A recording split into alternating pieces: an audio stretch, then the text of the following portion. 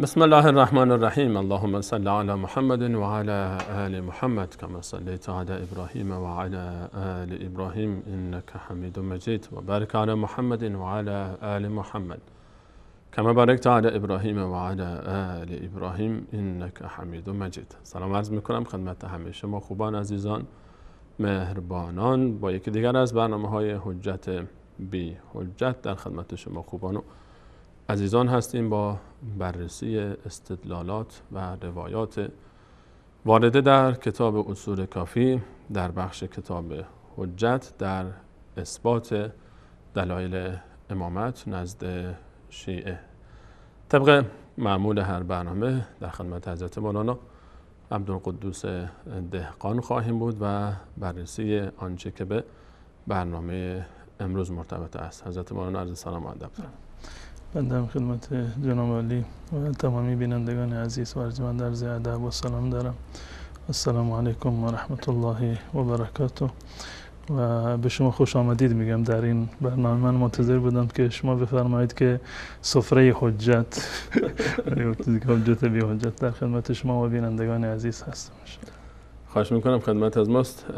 این اولین برنامه است که این افتخار نصیب بنده میشه تا همرکاب حضرت مولانا باشم در این برنامه حجت بی حجت، برنامه‌ای که به اصطلاح زمامدار این برنامه استاد شهسوار استاد محمد انصاری عزیز هستند و این فرصت نصیب شد تا بنده این برنامه رو در غیابشون همراه حضرت مولانا باشم. عزیزانی که برنامه رو پیگیری کردن و بیننده برنامه بودن در جریان هستند که این برنامه در طول مدت طولانی که پشت سر گذاشته به بررسی کتاب حجت، کتاب الحجه از کتاب اصول کافی میپردازد. در برنامه امروز هم برنامه شما باب 67 این کتاب رو بررسی خواهیم کرد. حضرت مولانا صحبت‌های زیادی دارند درباره آنچه که در این باب مطرح شده و آنچه که از دلایل و استدلالات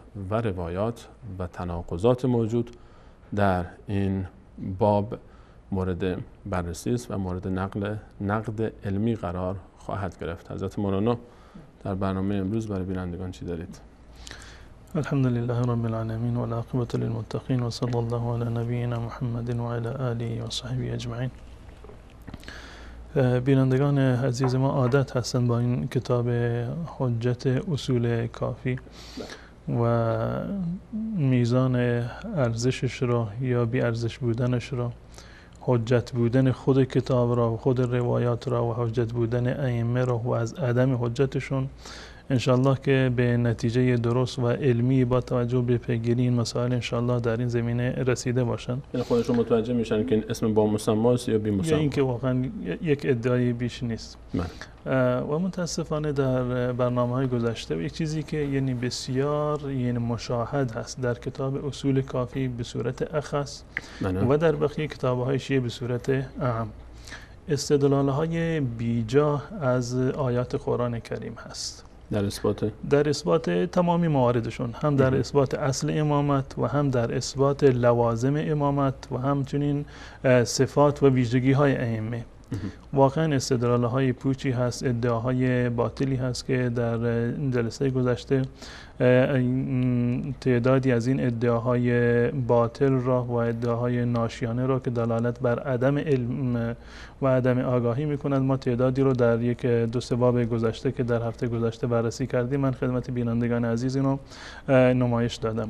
اما این در واقع یکی از ویژگی‌های این کتاب هست. تمامی استدلال‌هایی که از آیات قرآن کریم کرده اگر نگوییم که تمامشون منتها یعنی غالبشون و قریب به اتفاق استدلال هایی که از آیات قرآن صورت گرفته و خصوصا در مورد امامت و صفات و ویژگی های ائمه استدلال های گنگی هست، استدلال های بیجایی هست، واقعا جاهلانه هست، یا مبتنی بر تحریف قرآن هست یا مبتنی بر تأویل باطنی آیات قرآن کریم هست، تأویل و تفسیر قول قائل به ما لا یرضی قائله هست در واقع که در قرآن کریم هیچ گونه اشاره نشده. به زور میخواهند که عقیده خودشان را، باور خودشان را بر آیات قرآن کریم تحمیل بکنند و ما ساحت ائمه رو از این امر کاملا مبرا میدونیم. ما میدونیم که ائمه شیعه به هیچ عنوان چنین استدلال‌های ناشیانه و جاهلانه رو نکردند و اساساً ائمه ما اهل سنت هم هستند. بله دقیقاً، یعنی در اعتقاد هیچ گونه تفاوتی با اهل سنت و الجماعت ندارند.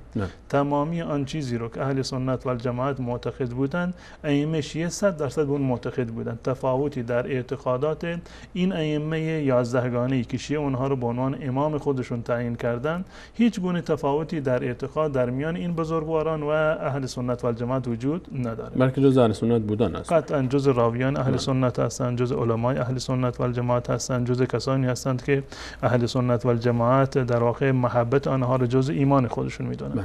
این در واقع یک چیز محرز و ثابتی هست برای هر کسی که اندک آشنایی با اصول اهل سنت و الجماعت و با کتاب‌های فقهی و کتاب‌های عقیدتی اهل سنت و الجماعت دارد.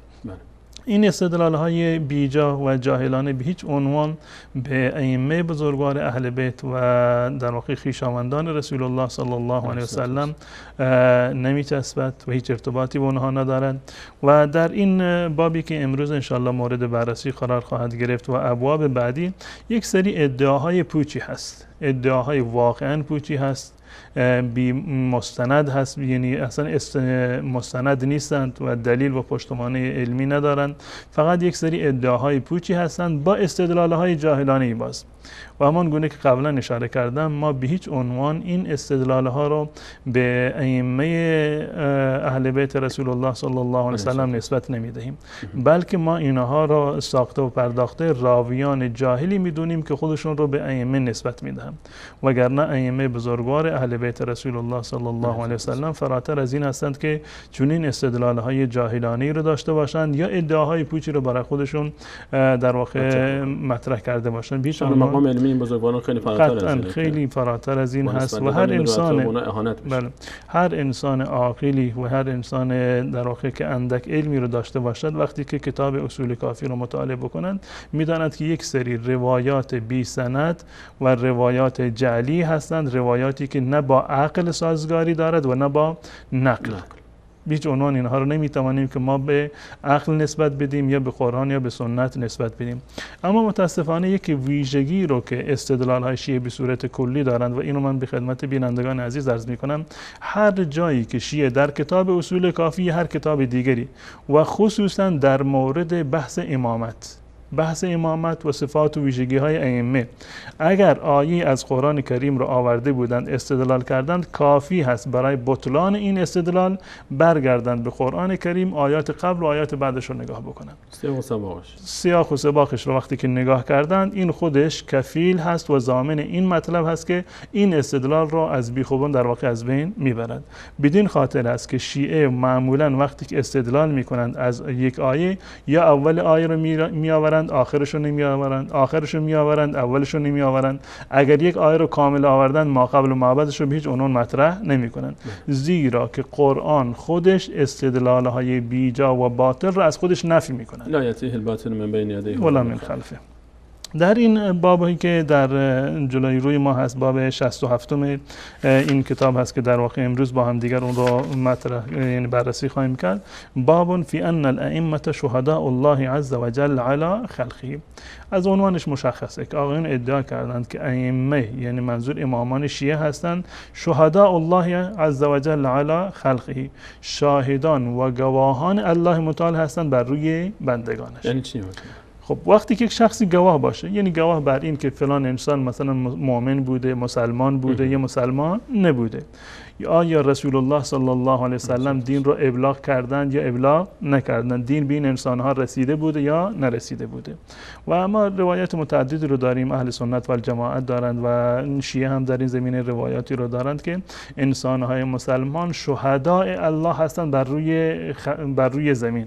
به طور مثال در مورد نماز جنازه مثلا اهل سنت و الجماعت روایاتی دارند از رسول الله صلی الله علیه وسلم که ایشون نشسته بودند، جنازه رو از اونجا عبور دادن و مردم تعریف کردند که این آدم خوبی بوده، نیک و صالحی بوده. رسول الله صلی الله علیه و سلم فرمودند که وجبت.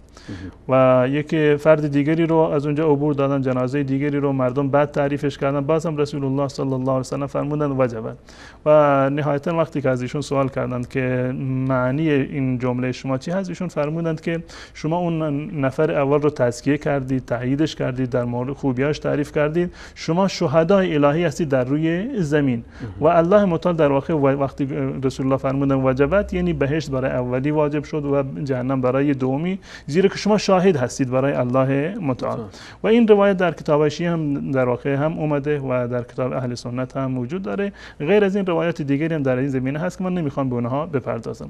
اما به صورت کلی در اینجا ادعا شده که امامان شیعه شاهدان و گواهان الهی هستند بر روی زمین و بر خلق و بندگان الله متعال. هدف از این باب جناب مولانا چی هست؟ کسی که این باب رو تدوین کرده و نوشته میخواد چی رو ثابت بکنه از این؟ چه منزلتی میخواد برداشت بکنه از این؟ به صورت کلی عرض کردم که هر گونه این آیاتی رو که احتمال دادند که میشود به نفع ائمه از اونها استدلال بکنند، یا اینکه ثقل ائمه رو در واقع و وزنشون یک مقدار سنگین‌تر بکنند و جایگاهشون رو بلند ببرند، اومدند استدلال‌های بیجایی از آیات قرآن کریم آوردند تا مقام امامت دایی خودشون رو بالا ببرند. بله، مقام امامت رو بالا ببرند و بزرگ در واقع اینو جلوه بدهند.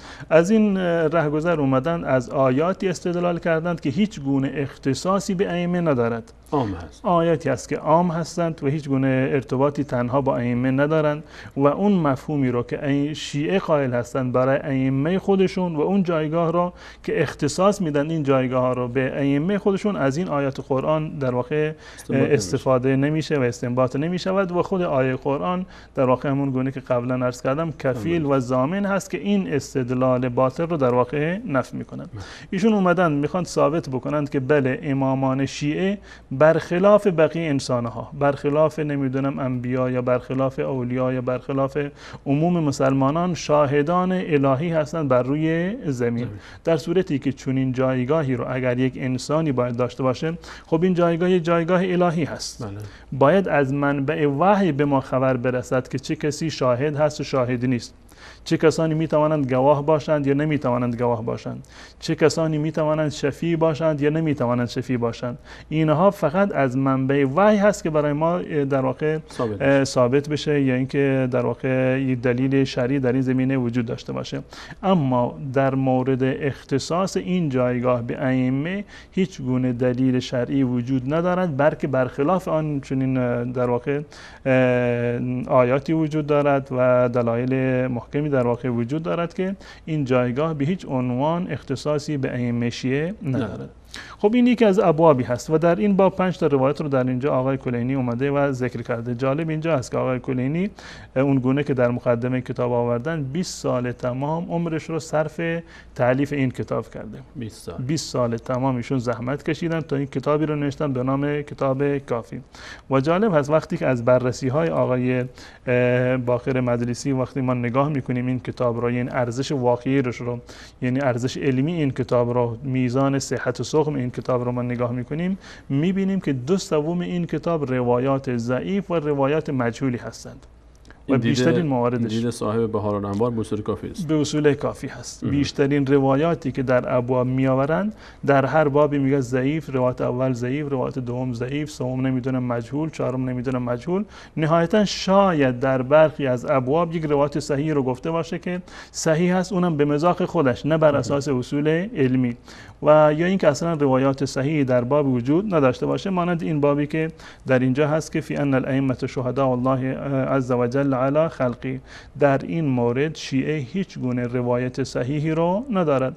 آقای کلینی 20 سال زحمت کشیدن اما در این باب نتونستند که حتی یک روایت صحیح و سند را بیاورند و معرفی بکنند که این عقیده رو در واقع ثابت بکنه، این جایگاه رو ثابت بکند برای ائمه که ائمه شیعه شاهدان و گواهان الهی هستند بر روی بندگان و مخلوقاتش.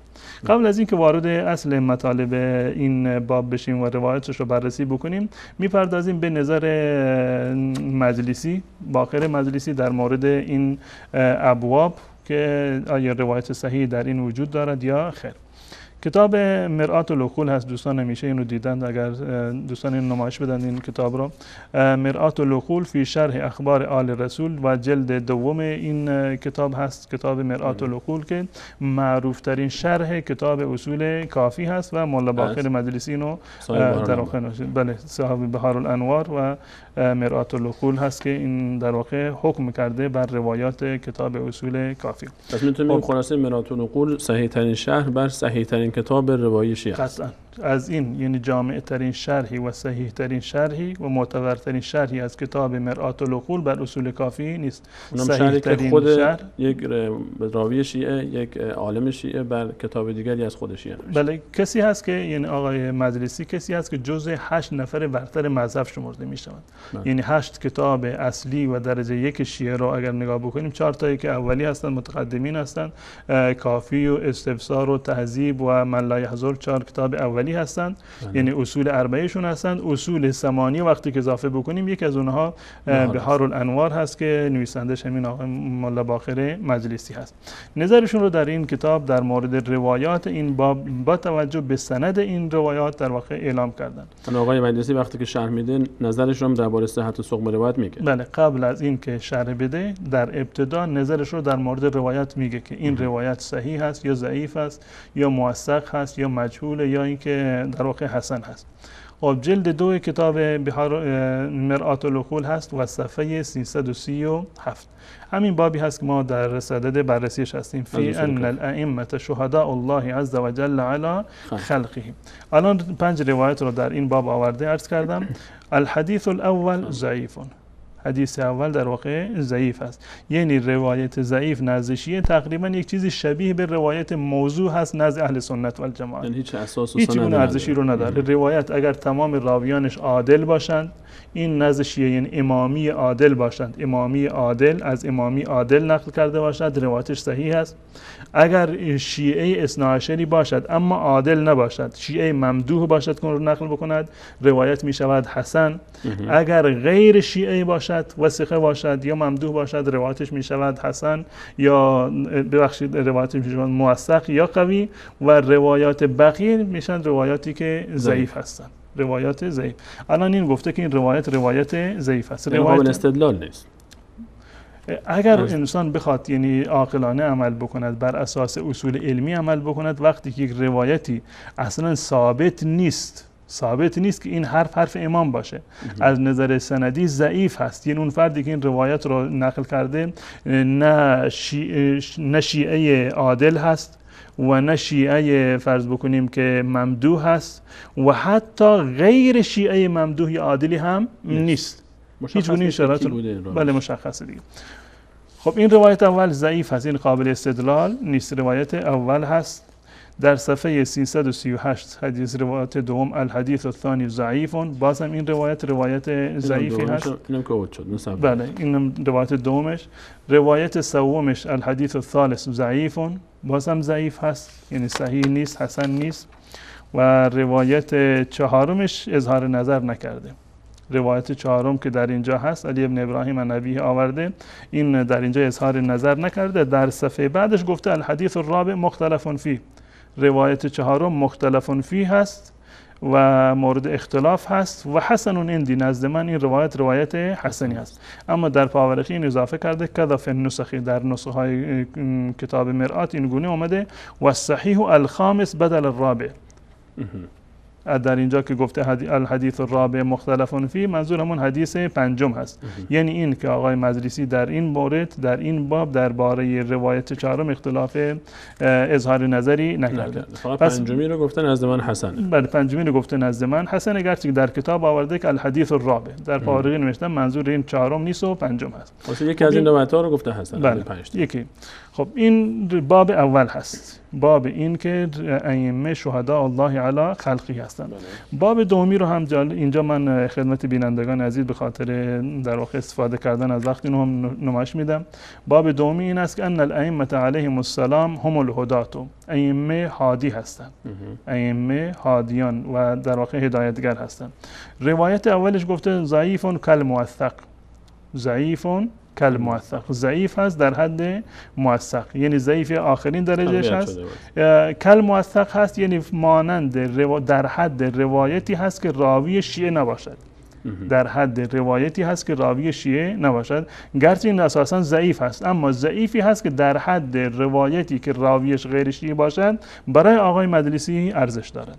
روایت دوم گفته که روایت حسن هست، یعنی باز هم در درجه اول روایت نیست، یعنی صحیح نیست، در درجه دوم هست، یعنی یک شیعه ممدوح به قول خودش اینو بررسی کرده، گرچه به هیچ عنوان چنین روایتی رو نمیشه گفت روایت حسن است. جالب اینجا هست که روایاتی رو که در سندشون علی ابن ابراهیم عن ابیه اومده، بنابر تصریح آقایون چون که پدرش یعنی پدر علی ابن ابراهیم که ابراهیم ابن هاشم است توثیق نشده، کسی اینو نگفته که ثقه هست یا اینکه عادل باشه، به خاطر این مورد آقای مجلسی روایتش رو گفته که روایت حسن هست. اما خود علی ابن ابراهیم قمی و پدرش انسان‌های خرافی بودند، معتقد به تحریف قرآن بودند که روایتشون از دیدگاه ما هیچ گونه ارزشی رو نداره. روایت سوم گفته که ضعیف هست. روایت اول ضعیف بود، روایت دوم حسن بود، روایت سوم در اینجا ضعیف هست و روایت چهارم مجهول هست و روایت 4 تا روایت در اینجا داره که باب بعدی رو انشالله بعداً بررسیم.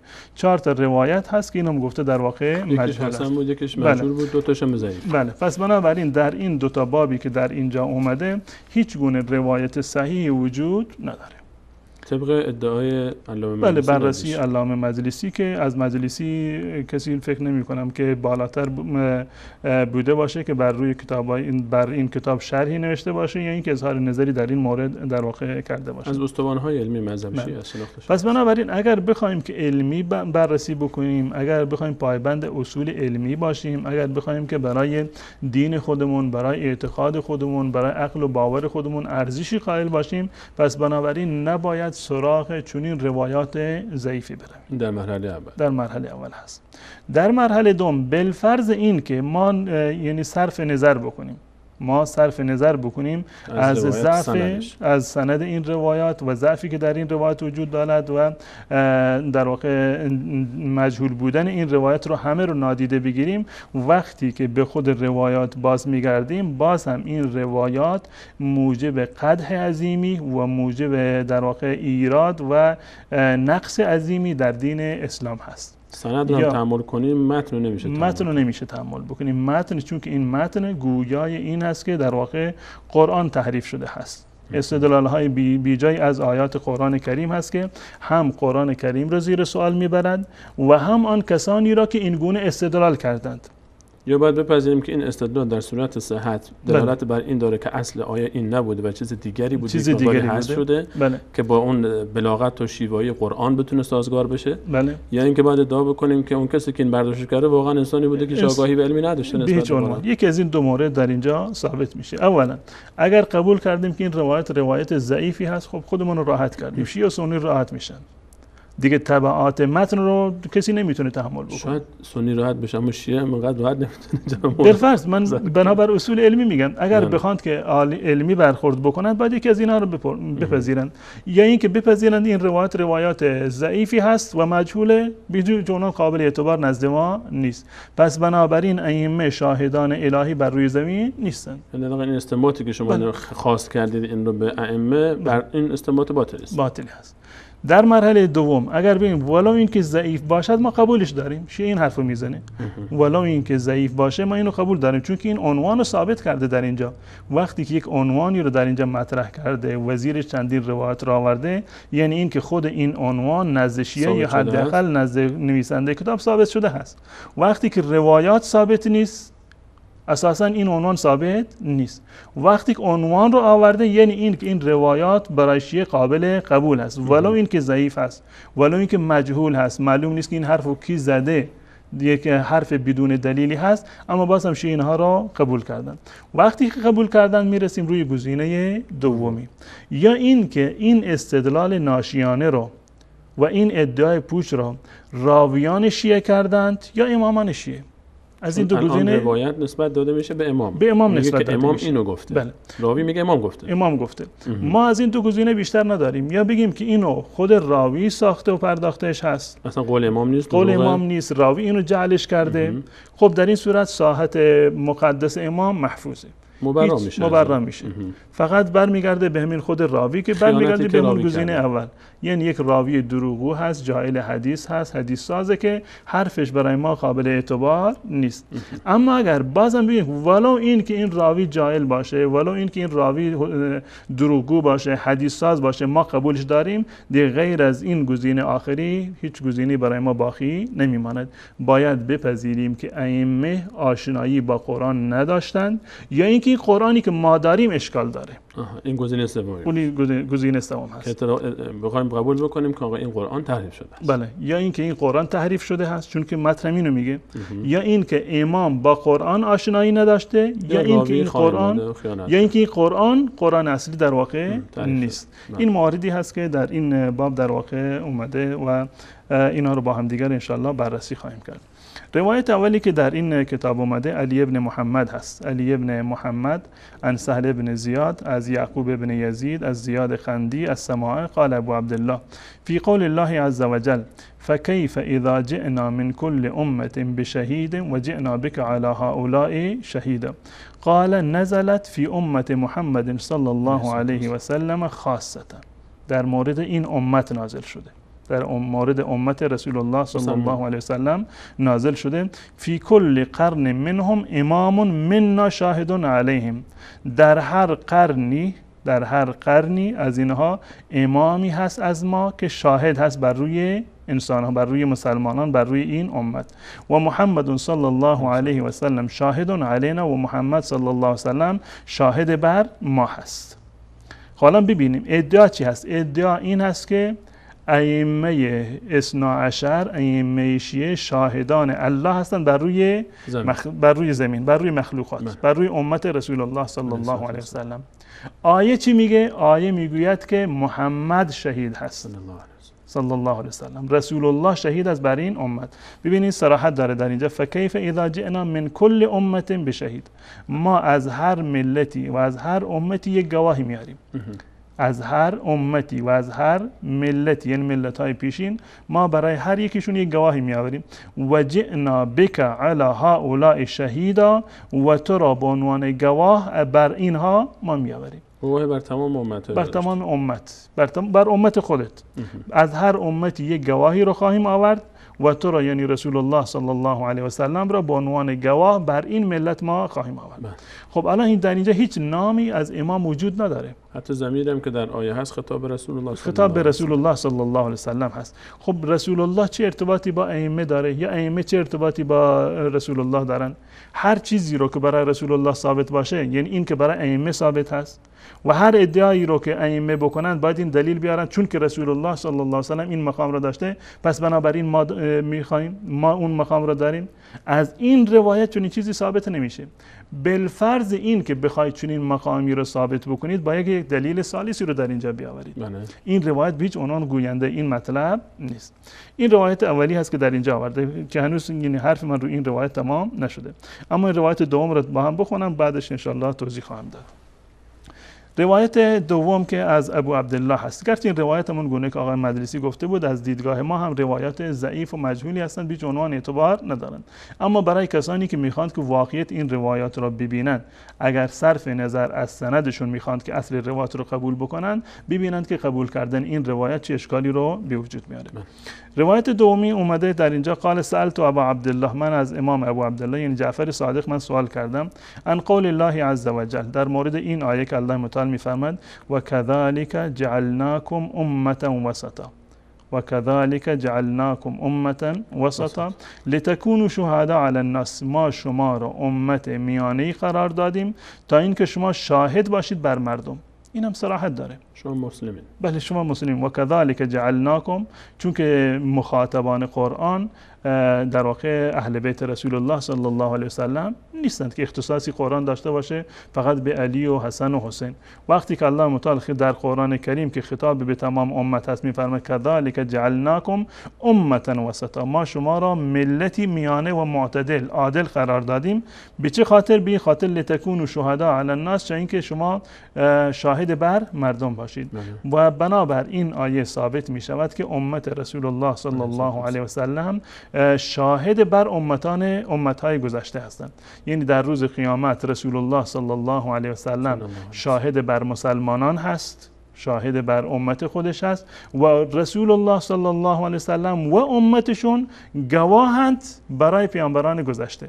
یعنی در روز قیامت وقتی که پیامبران الهی رو الله متعال ازشون سوال میکند که گواه شما چه کسی هست که شما این دعوت رو تبلیغ کردید، میگویند که رسول الله صلی الله علیه و سلم محمد و امتش بر ما شهادت میدن که ما این دعوتی که شما به ما گفتید رو به امتیان خود رساندیم. از چه طریقی؟ از طریق قرآن داستان پیامبران گذشته رو و تبلیغ کاملا برای ما ذکر کرده. هر کسی که قرآن رو خوانده باشد یعنی کلام الهی رو شنیده و روز قیامت میتواند بر اساس آن چیزی که در قرآن هست شهادت بدهد که نوح و موسی و عیسی و تمام پیامبران دعوت الهی رو ابلاغ کردند.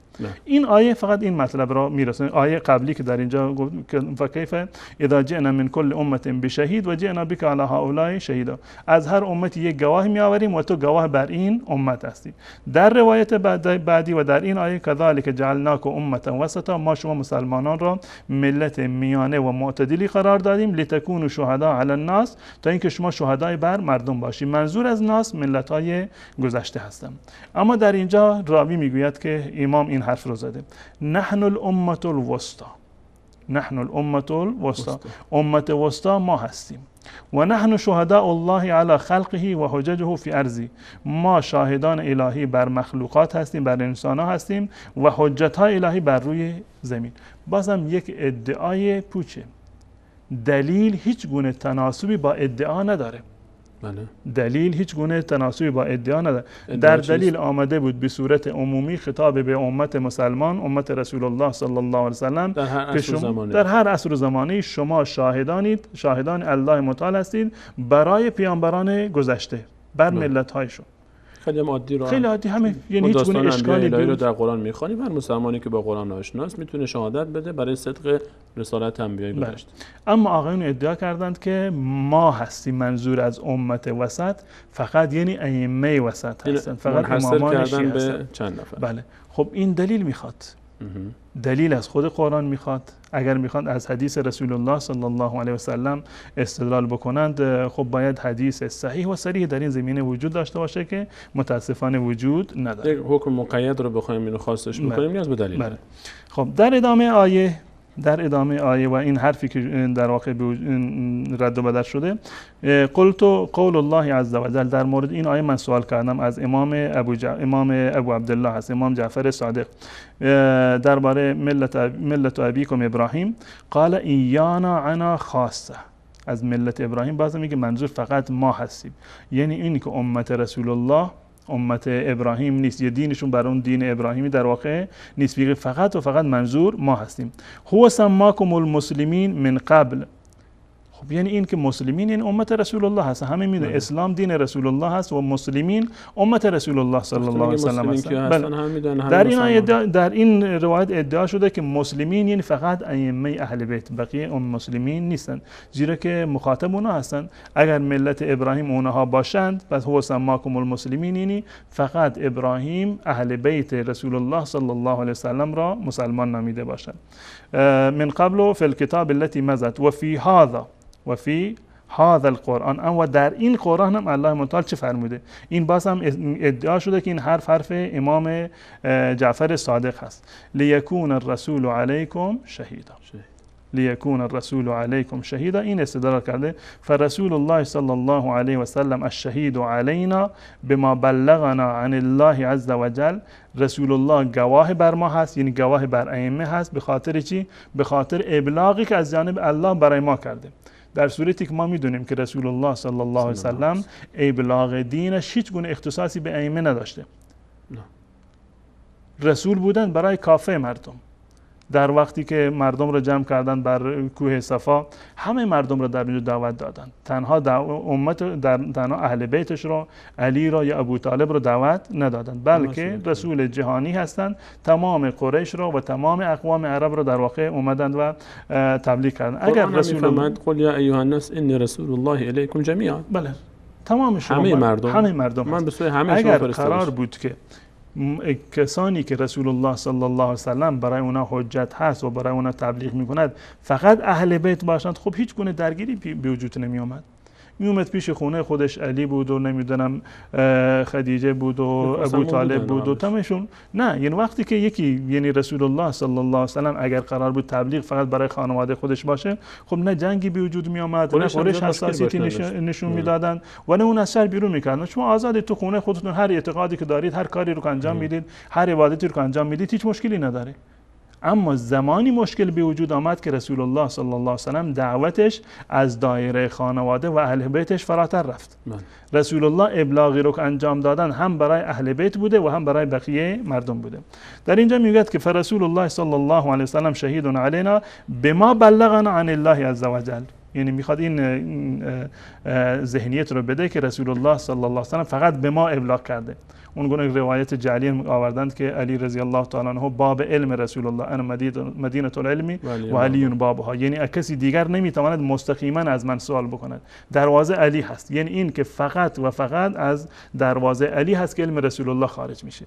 یعنی این که رسول الله صلی الله علیه و سلم غیر از علی رو ابلاغ نکردند، فقط به علی گفته اگر دیگران میخواند از علی بپرسن. یعنی هدف از این روایت این اجرا مونو که یعنی خود رسول صلی الله علیه و سلم اگر کسی بخواد بهشون دسترسی پیدا بکنه در تعالیم دینی و در شریعت مقدس، فقط باید بیاد به سراغ همین چند نفری که ما داریم ذکر میکنیم و اینها هستن فقط، غیر از این دیگه نیست. خب این روایت اولی هست. و نحن شهدا علی الناس، ما شاهد بر مردم هستیم. فمن صدقناه یوم القیامه، هر کسی تصدیق بکنه ما هم اینو تاییدش میکنیم در روز قیامت. هر کسی هم که ما را تکذیب بکنه روز قیامت ما تکذیبش میکنیم. این روایت دوم این باب هست. غیر از این روایت چهارم رو، روایت پنجم، روایت سوم ببخشید، در اینجا هم که آورده که سألت ابوالحسن علیه السلام، که از امام ابوالحسن که ظاهرا در اینجا مراد موسی کاظم باشه، موسی کاظم، عن قول الله عز وجل افمن كان على بينة من ربه ويتلوه شاهد منه فقال امیر المؤمنین صلوات الله علیه الشاهد على رسول الله. امیر المؤمنین شاهد بر رسول الله صلی الله علیه و سلم و یتلوه امیر المؤمنین صلوات الله علیه الشاهد على رسول الله صلی الله علیه و سلم و رسول الله صلی الله علیه و سلم على بینة من ربه. در این آیه استدلال کرده به این که رسول الله صلی الله علیه و سلم که حضرت علی شاهد هست بر رسول الله. علی شاهد بر رسول الله، رسول الله نمیدونم شاهد بر ائمه، ائمه شاهد بر امت باشند. اون گونه که استدلال شده. الان با این روایت هم من کار دارم که بعداً اما میخوام که تمام این روایت رو، آیاتی رو که در اینجا آورده با هم کنار هم بگذارم. بله. روایت چهارمی که در این باب اومده، روایت دوم از امام ابو عبدالله بود. روایت دوم از امام ابو عبدالله بود، امام جعفر صادق. و روایت چهارم از پدرش هست، ابو جعفر هست. روایت چهارم از پدرش هست که ابو جعفر هست. همین مطلب رو که در اون روایت قبلی اومده بود در این روایت هم اومده. قول الله تبارک و تعالی و كذلك جعلناكم امه وسطا لتكونوا شهداء على الناس و يكون الرسول عليكم شهيدا. ادامه تا این که میاد تا این آیه و فی هذا القرآن لیکون الرسول علیکم شهیدا. این مطلب هست. و روایت پنجم هم که باز هم در روایت پنجم علی ابن ابراهیم هست، عن ابیه عن حماد ابن عیسی عن ابراهیم ابن عمر الیمانی عن سلیم ابن قیس هلالی، که خود کتابی رو که بیشون نسبت دادن و خودش رو بارها در برنامه ما معرفی کردیم. از امیر المؤمنین صلوات الله علیه قال ان الله تبارک و تعالی طهرنا و عصمنا و جعلنا شهداء علی خلقه، که ما را شاهد بر خلق خودش قرار داده، و حجته فی ارضه و جعلنا مع القرآن و جعل القرآن معنا لا نفارق ولا یفارقنا. خب در این روایت هم فقط یک ادعای صرف هست، یک ادعای صرف هست که هیچ گونه تطابقی با واقعیت ندارد و این دلیل دروغ بودنش است. این که الله متعال اونها رو تطهیر کرده باشه نیاز به دلیل داره. گرچه دلایلی رو دارند که عرض کردم که ما قبل و ما بعد آیه رو بخونیم دلیل بر تطهیر و دلیل بر اسمت نیست. و ما رو معصوم کرده و جعلنا شهدا.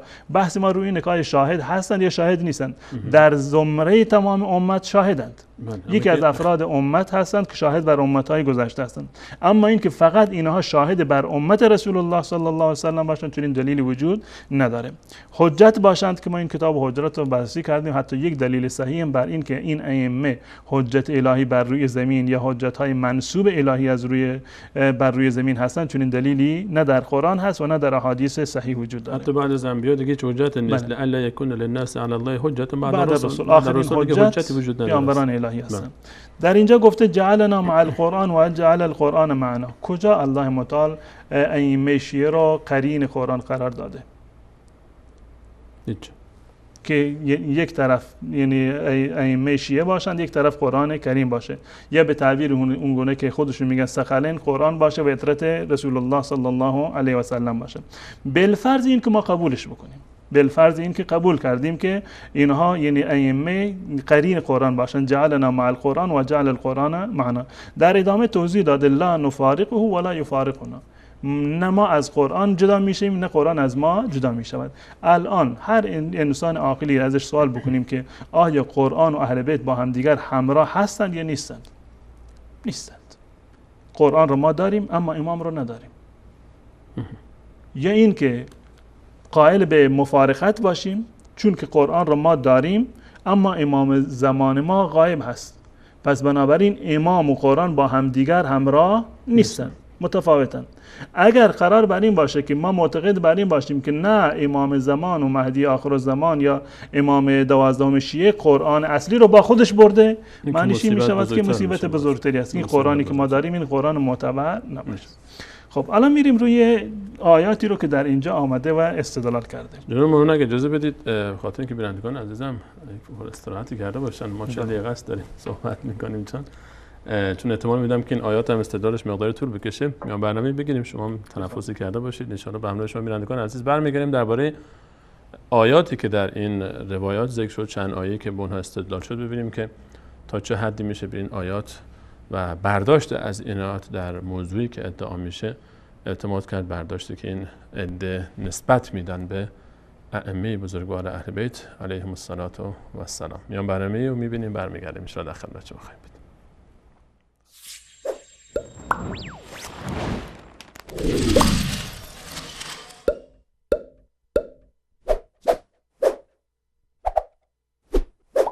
آیت الله چرتکه از 700 تا 855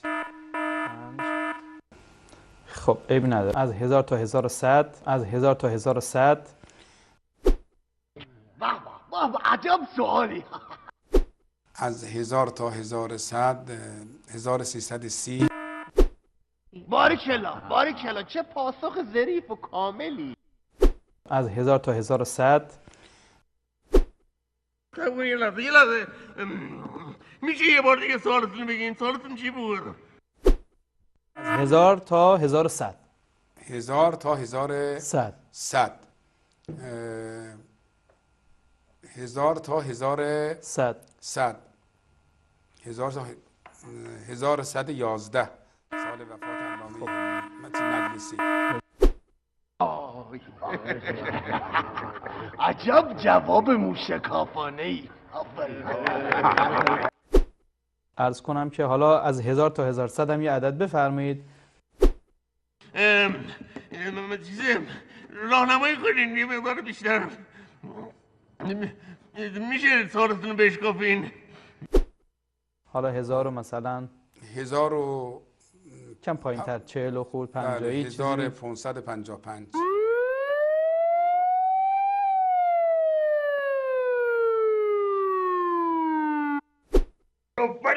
مسلطی به اعدادا من خوشم اومد.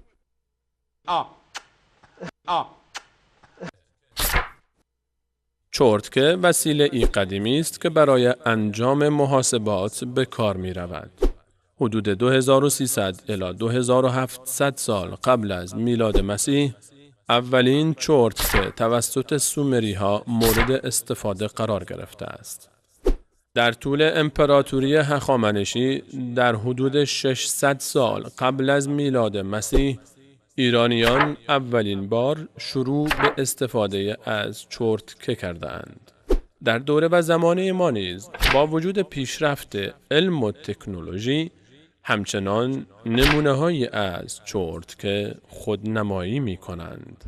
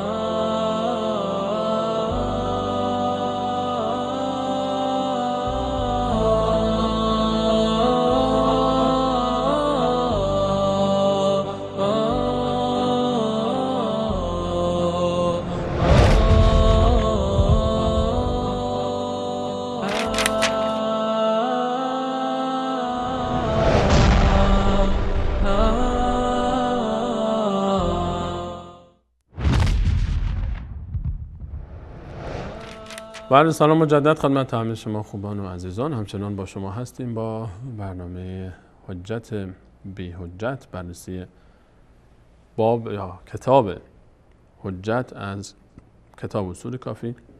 در کتاب اصول کافی بخشی به نام کتاب حجت است، کتاب الحجه، که در اون روایاتی رو مؤلف کتاب برای اثبات امامت و صفات ائمه و آنچه که متعلق به این موضوع هست رو داخل کرده در ابواب مختلفی که هست. باب 67 این کتاب رو، این کتاب حجت رو به همراه شما حضرت مولانا آغاز کردن و بررسی کردیم که 5 روایت در این باب ذکر شد که در ابتدا نظر علامه مجلسی از علمای شیعه رو در این باب مطرح کردیم که صاحب بهارالانوار از این 5 روایت 3 تا رو ضعیف دانست، درباره یکی نظر نداد و یکی دیگر رو هم حسن دانست، گرچه رو اون هم مسئله بحث اختلافی بود. اما از سند روایت هم که گذشتیم، به محتوا و متن روایت که آمدیم، در این روایات تلاش شده بود تا از آیاتی از کلام الله مجید در موضوع حجیت، در موضوع اینکه ائمه شهدای الله تعالی هستند، شهدایی که فقط اینها بر روی زمین هستند، شهدای الله تعالی، شهیدان الله و گواهان الله تعالی بر دیگر انسانها و مخلوقات، از آیاتی استفاده کرده بود مؤلف و نسبت داده بود اینها رو به ائمه بزرگوار اهل بیت در برداشت به موضوعی که میخواد ثابت بکنه. من جمله این آیات آیه 143 سوره مبارکه بقره رو ذکر کرده بود، 41 سوره مبارکه نساء و آیه آخر سوره مبارکه حج رو، که در این آیات سعی میکرد تا اثبات بکنه که ائمه فقط تنها گواهان الله تعالی بر روی زمین هستند. قرار بود که حضرت مولانا درباره استنباط از این آیات صحبت بفرمایند که از ایشون اجازه گرفتیم تا تنفسی داشته باشیم، برگردیم در خدمتتون. جناب مولانا سلام مجدد ادامه بدیم. عرض کردم که با توجه به این که اگر ما از سند صرف نظر بکنیم، باز خود متن این روایات اشکال عظیمی را داره که موجب قدح در قرآن می شود یا در امامت ائمه. یکی از این دوتا است. یکی از این دوتا خواهد بود، یا اینکه هر دوتاش تلخه. هر دوتاش تلخه، یا اینکه این بار رو بندازیم بر روی گردن راویان شیعه که اینها بودند که این روایت رو جعل کردن، ائمه اطلاع نداشتند، که اینش هم در واقع تلخه، چون که ناقلان کتاب زیر سوال میره و اساسا مذهب شیعه زیر سوال میره. هر کدام رو که قبول بکنند ما حرفی رو نداریم، اما از این 3 گزینه چی خارج نیست. آیاتی رو که در این جا آوردند، یعنی تقریبا 4 تا آیه رو، یعنی 4 جا ذکر کرده این آیات رو، 2 تایشون تحریف شده هست و 2 تایشون اشتباهه. تحریف شده یعنی برداشت اشتباه از آیات؟ نه برداشته، این اصل روایت یعنی تغییر یافته هست. اون گونه که ادعا میکنند که این روایت در قرآن اصلی این گونه نبوده. نزد این قرآن نزد بله این قرآن تحریف شده هست، یعنی این آیه در قرآن نیست، یک آیه دیگری بوده.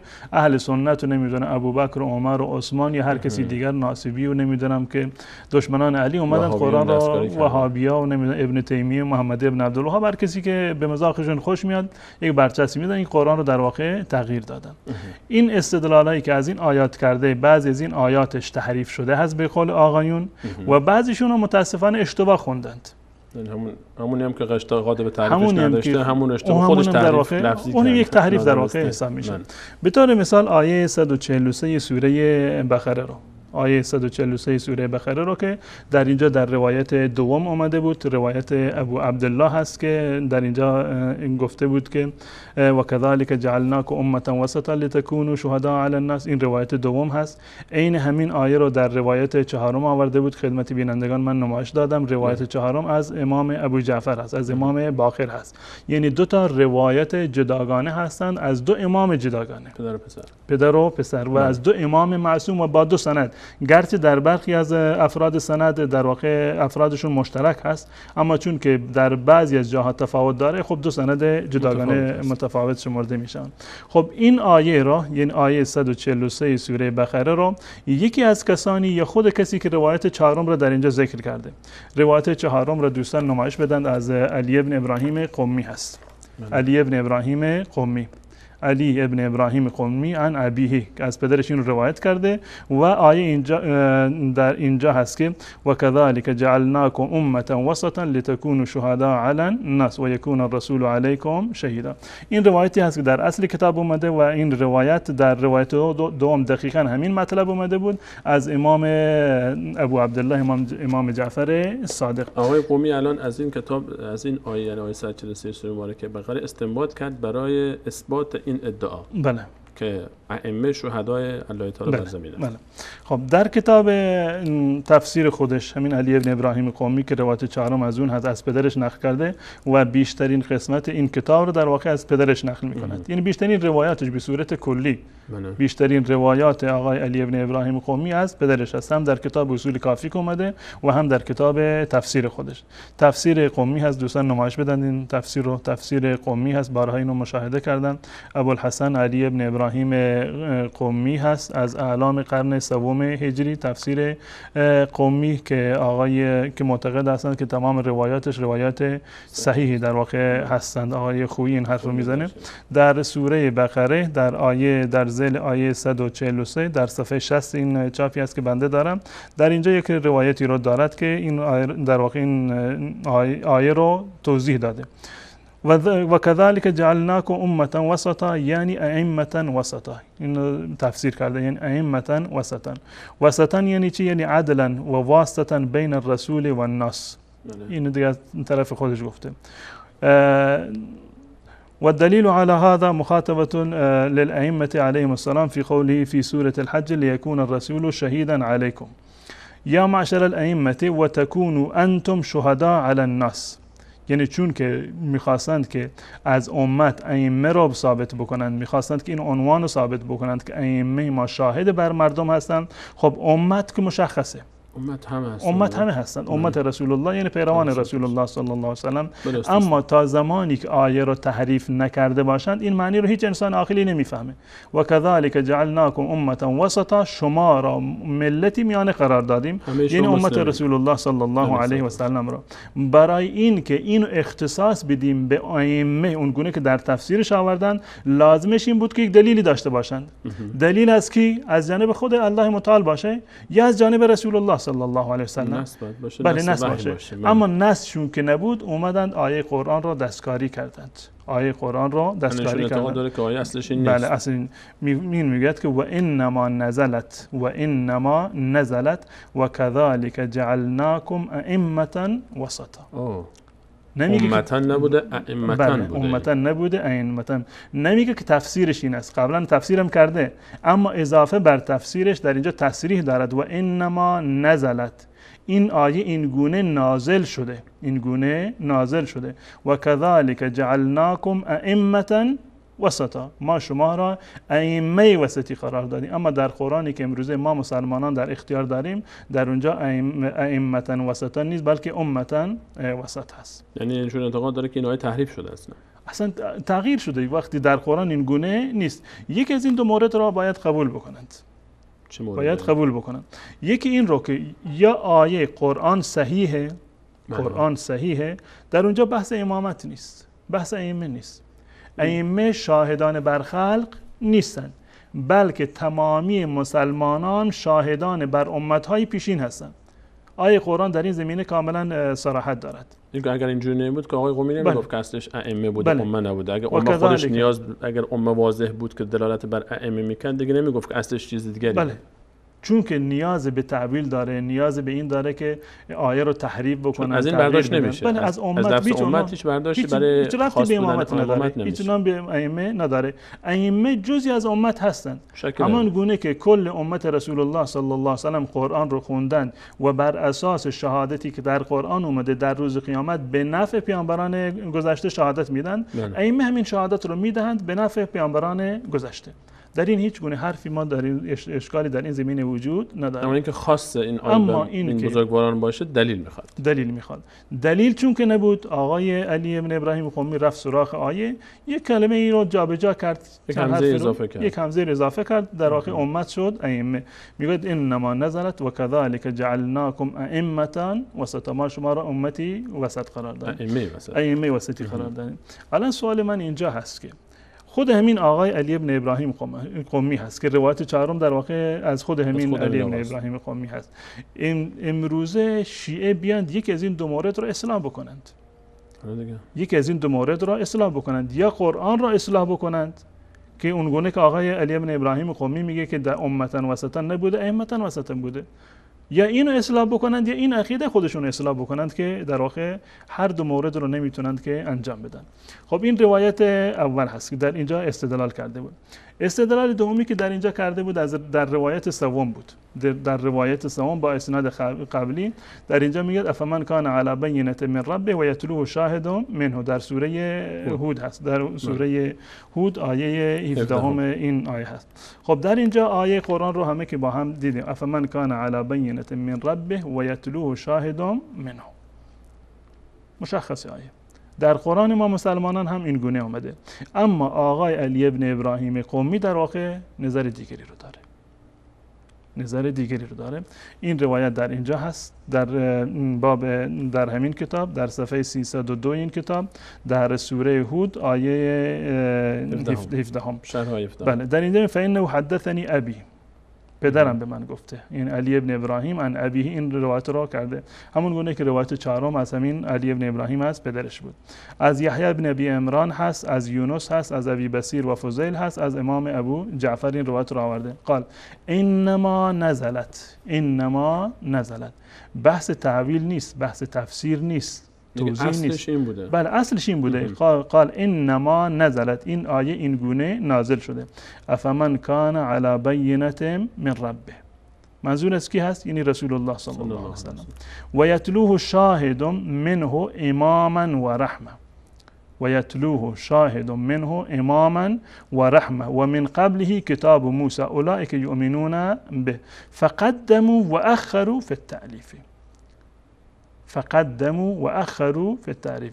آیه این گونه بوده و یتلوه شاهد منه اماما و رحمه، ادعا می کند که این گونه بوده در اصل قرآن نازل شده. صراحتا در اینجا آورده که انما نزلت، این گونه نازل شده. افمن کان علی بینة من ربه و یتلوه شاهد منه اماما و رحمه و من قبله کتاب موسی، در صورتی که در قرآن این گونه نیست. در قرآن این گونه هست و من قبله کتاب موسی اماما و رحمه. این میخواد بگه که این کلمه اماما و رحمه که بعد از لفظ کتاب موسی در قرآن ذکر شده، این جلو بوده. بله، اینو آوردن گذاشتن اون پشت تا استدلال عوض بشه. علتش این است که این آیه رو تفسیر کردند که و یتلوه شاهد منه، اون گونه که در خود روایت اومده بود. این یک کار خیلی زیرکانه ای هست که در اینجا انجام داده آقای قمی.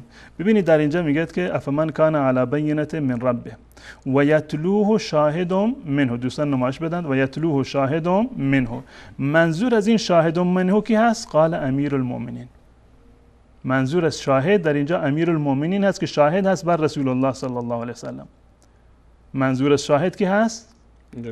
امیرالمومنین هست. خب در این روایت اومده که کلمه امام و رحمت را جابجا کرده تا اینکه این شاهد را امام معرفی بکنند. در اونجا گفته شاهد علی هست.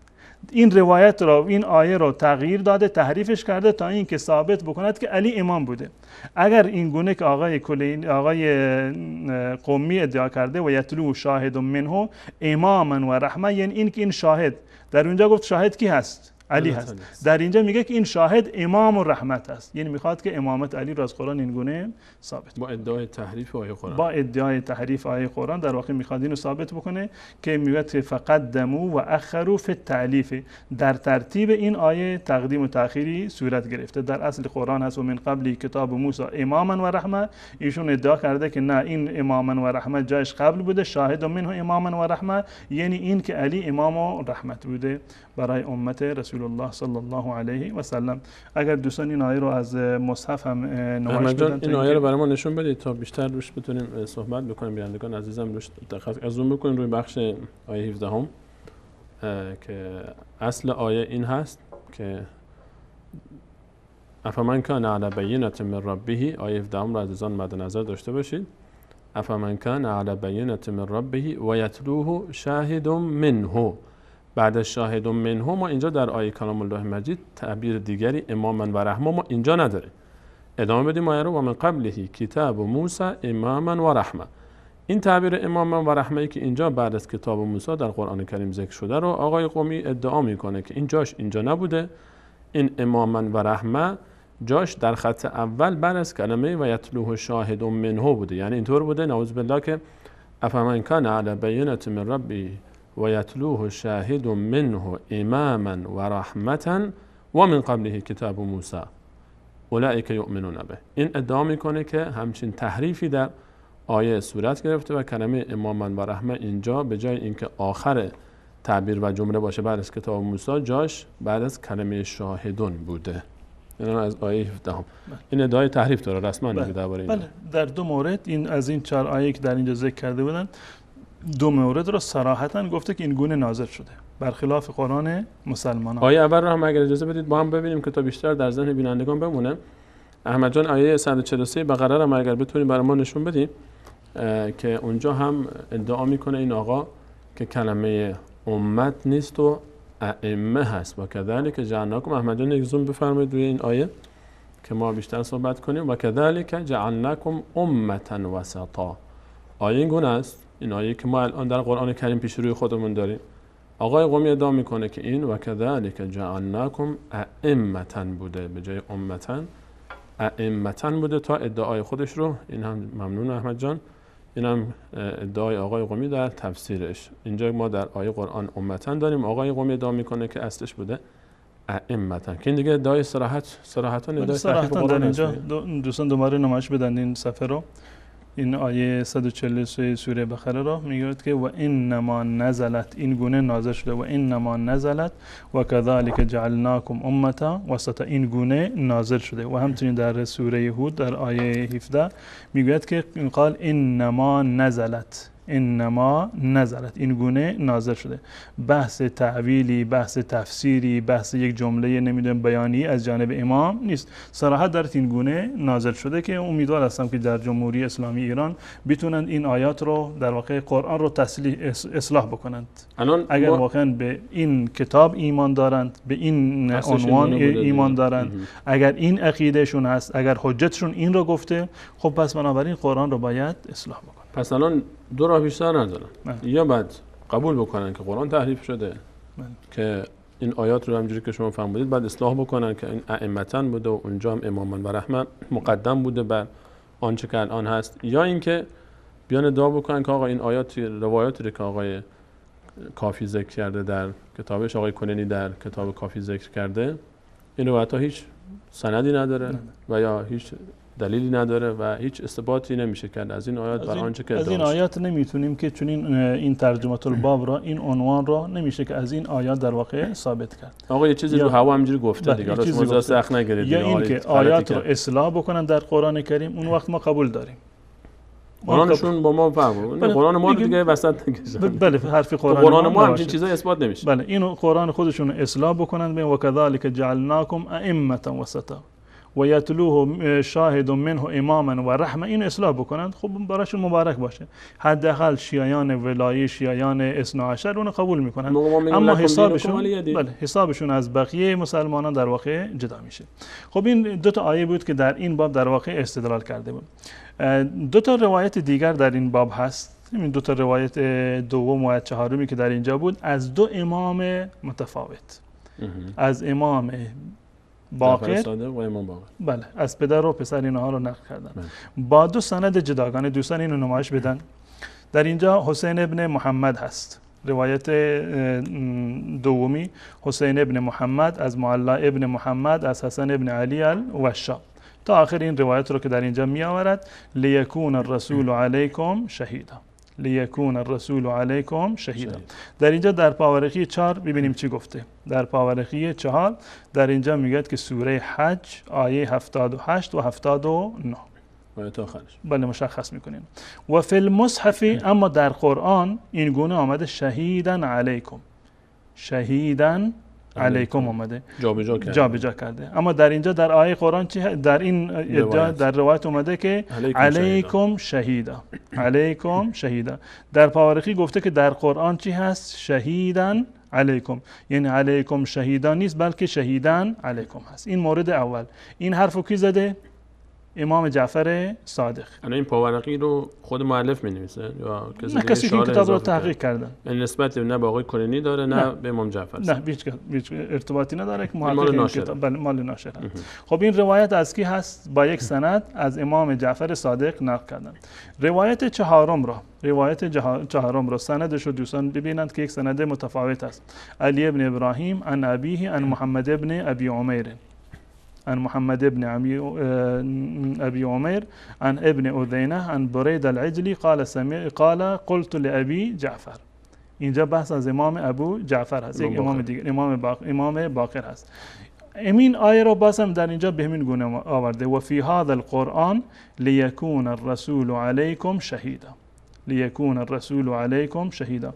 بازم در پاورقیش آورده که فی المصحف شهیدا علیکم، فی المصحف شهیدا علیکم، اینو آورده. این تناقض در روایت به نقل از امام معصوم الان تعبیر آیه رو چیز دیگری ذکر میکنه. الان دو تا گزینه در اینجا بیشتر احتمال نداره، چون که یک مورد نیست، از دو امام نقل شده، این همین حرف از دو امام معصوم نقل شده با دو سند متفاوت نقل شده و هر دوتون باز به یک شکل. بله هر دوتا هم این آیه رو اشتباه خوندن. الان ما دو تا گزینه اینجا بیشتر نداریم، یا این که این راویان علی ابن ابراهیم قمی از پدرش و نمیدونم محمد ابن ابی عمیر و ابن عزینه و برید عجلی اینها اشتباه کردند، دروغ گفتند، اینها آگاه به قرآن نبودند، امام یک چیزی دیگر گفته بود اینا یک چیز دیگر میگن. اگر واقعا هر دو تا روایت حرفشون رو ما قبول بکنیم، چون که دو نفر هستند از دو امام متفاوت این حرف رو زدند، معنیش این میشود که ائمه شیعه قرآن بلد نبودند. ادعایی که روایت داره میگه. روایت اگر روایت قبول بکنیم معنیش این هست یا راویان شما به ائمه دروغ بستند و قطعا دروغ بستند. ائمه شیعه حافظ قرآن بودند. این نظر ماست. نظر ما هست. اگر که دقیقا من نمیدونم کدوم یکیشون حافظ کل قرآن کریم بوده، اما میدونم که آشنای به قرآن بودند، عالم به قرآن بودند و قرآن رو شب و روز در واقع تلاوت میکردن. امکان نداره که هر دو امامشون جز برترین ائمهشون هستند از بقیه ائمه بعدی، یعنی ائمه شیعه در بحث علم و در بحث علمشون بله از علی و حسن و حسین بگذاریم که اصحاب رسول الله صلی الله علیه وسلم بودند. بعد از این امام زین العابدین و باقر و امام جعفر جز برترین ائمه شیعه بودن از نظر علم و فضل، حتی در رتبه و مقام. بله در رتبه و مقام. پس بنابراین یا راویان در اینجا دروغ بستند، این روایت رو جعل کردند و خصوصا که در هر دو تا روایت این آیه رو اشتباه خوندن، معلوم می شود که جاهل این روایت، اون کسی که روایت رو جعل کرده یک نفر بوده، ناآشنای به قرآن بوده. این عقیده من هست، این عقیده من هست. اما اگر شیعه بخواد ادعا بکنه که چرا این حرف رو زدی، با دو سند این نقل شده، از دو امام مختلف و متفاوت این نقل شده، در دو زمان متفاوت این نقل شده، و قابل حجت است. قابل حجت هست برای ما. در کتاب اصول کافی اومده که این کتاب رو نمیدونم روایاتش رو امام مهدی در واقع تایید کرده یا کلینی جز برترین ائمه ما هست، اصول کافی جز برترین کتاب‌های ما هست، باید قبولش بکنیم.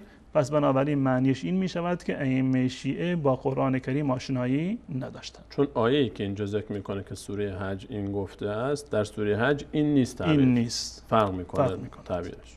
یا ائمه قرآن رو بلد نبودند یا اینکه راویان شیعه در واقع دروغ گفتند. یکی از این دو تا رو باید پذیرفت. که ما اولی رو پذیرفتیم. ما اولی رو پذیرفتیم که راویان شیعه دروغ گفتند. ائمه بزرگوار اهل بیت بعید است. بعید است. و این تهمتی است که به اونا زده شده. اگر آیه رو هم نمایش بدید. آیه رحمت جان نشون بدید تا ما متوجه بشیم که عزیزان بیشتر متوجه بشن که روایت چه میگفت و آیه چیست. در این روایت ادعا میشد که آیه آخر رو ببینیم با هم احمد جان. قبل آخر بیار بالاتر که همین خط آخر، بله، در همین آیه آخر و جاهدوا فی الله حق جهاده هو اجتباکم و ما جعل علیکم فی الدین من حرج ملت ابیکم ابراهیم هو سماکم المسلمین من قبل و فی هذا. اینجا محل شاهد ماست. لیکون الرسول شهیدا علیکم. آیه این گونه است که لفظ شهیدن اول ذکر شده، لفظ علیکم بعداً ذکر میشه بعد از کلمه شهیدن. اما در روایت میگفت که آیه این گونه است لیکون الرسول علیکم شهیدا، یعنی کلمه شهیدن و علیکم رو جا به جا ذکر کرده بود. آیه آخر سوره مبارکه حج تعبیر این گونه است لیکون الرسول شهیدا علیکم. اما در روایت گفته شده آیه آخر سوره حج لیکون الرسول علیکم شهیدا بوده. حالا اگر نبوده هم روایت این گونه میگفت که آیه این گونه است و در حالی که در قرآن سوره حج آیه آخر این نیست. این نیست. و در هیچ جای قرآن ما همچین تعبیر نداریم. لیکون الرسول با لام نیومده لیکون الرسول علیکم شهیدا. با این تعبیر نداریم. بله. خب این یک بحثی که در مورد آیات و روایات هست. عرض کردم این روایات ارزشی رو نداره. از این آیات شیعه نمیتوانند به نفع خودشون استفاده بکنند مگر این که معتقد به تحریف باشند، اونگونه که علی ابن ابراهیم گفته. یه حرف علی ابن ابراهیم قمی رو قبول بکنند که آیات عوض شده، یا بگن باید قبول کنن قرآن تحریف شده، یا اون وقت این در واقع میتونند این جایگاه رو برای ائمه ثابت بکنند، یا قبول بکنند این قرآن تحریف نشده، این راویان دروغ گفتن و چنین مقامی و منزلتی برای ائمه ثابت نیست. یا هم که اعتراف بکنن که اصلا این آیات هیچ اثبات، هیچ دلیلی برای آنچه که ما گفتیم نیست. آیام تعریف نشده اما هیچ برداشت هم نمیشه از این کرد. باید رد بکنن اون ادعا. غیر از این وقتی که برمیگردیم به روایات شیعه، روایت اهل سنت و الجماعت به جای خودش، به روایات شیعه وقتی که برمیگردیم این جایگاه شاهد بودن بر روی زمین رو این رو برای عموم شیعه هم ثابت کردند.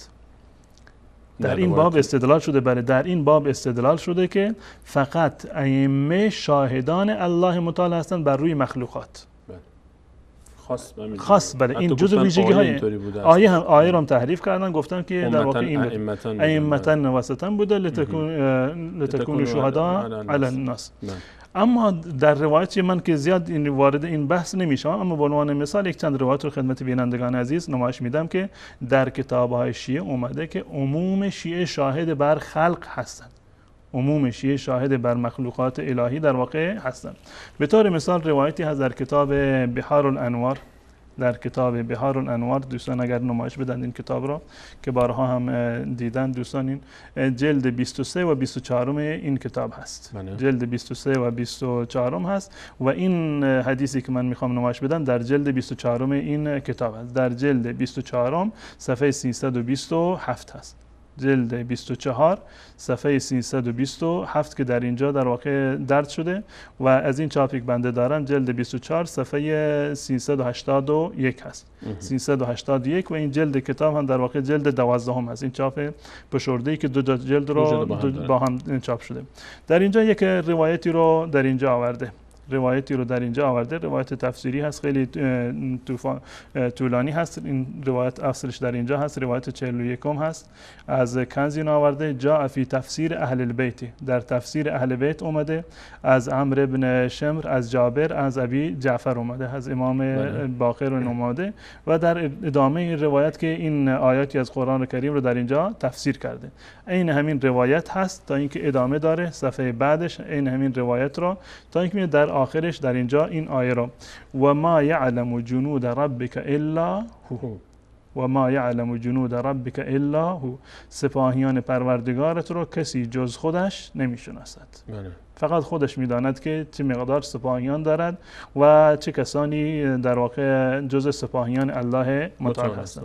خب در اینجا تفسیری که از امام ابو جعفر نقل شده، تفسیری که از امام ابو جعفر نقل شده، امام باقر، امام ابو جعفر میگه فجنود ربک هم الشیعه، جنود پروردگار شیعیان الله یعنی شیعیان هستند. این تعبیر جالبی هست بازم در اینجا. جنود ربک منظور مدثر آیه که اینجا استنباط میکنه که شیعه هست. شیعه است. فجنود ربک هم الشیعه، هم الشیعه و هم شهداء الله فی الارض، و هم شهداء الله فی الارض، و شیعیان شاهدان و گواهان الهی هستند در روی زمین. این روایت رو نسبت میدن به امام باقر. امام باقر. شما قبلا از امام باقر آوردید که شاهدان الهی بر روی زمین ما هستیم، رسول الله گواه بر ما هست، ما گواه بر بقیه هستیم. یک بابی رو در اونجا منعقد کردید که در واقع باب ان الائمه شهداء الله علی خلقه. حتی به خاطر اثبات این ادعاتون آیا معتقد به تحریف آیات معتقد به تحریف قرآن شدید، قرآن رو در واقع زیر سوال بردید، تحریف کردید به خاطر اینکه این حرف رو ثابت بکنید. اما باز هم در اینجا آوردید و روایتی رو از خود ائمه، از خود امام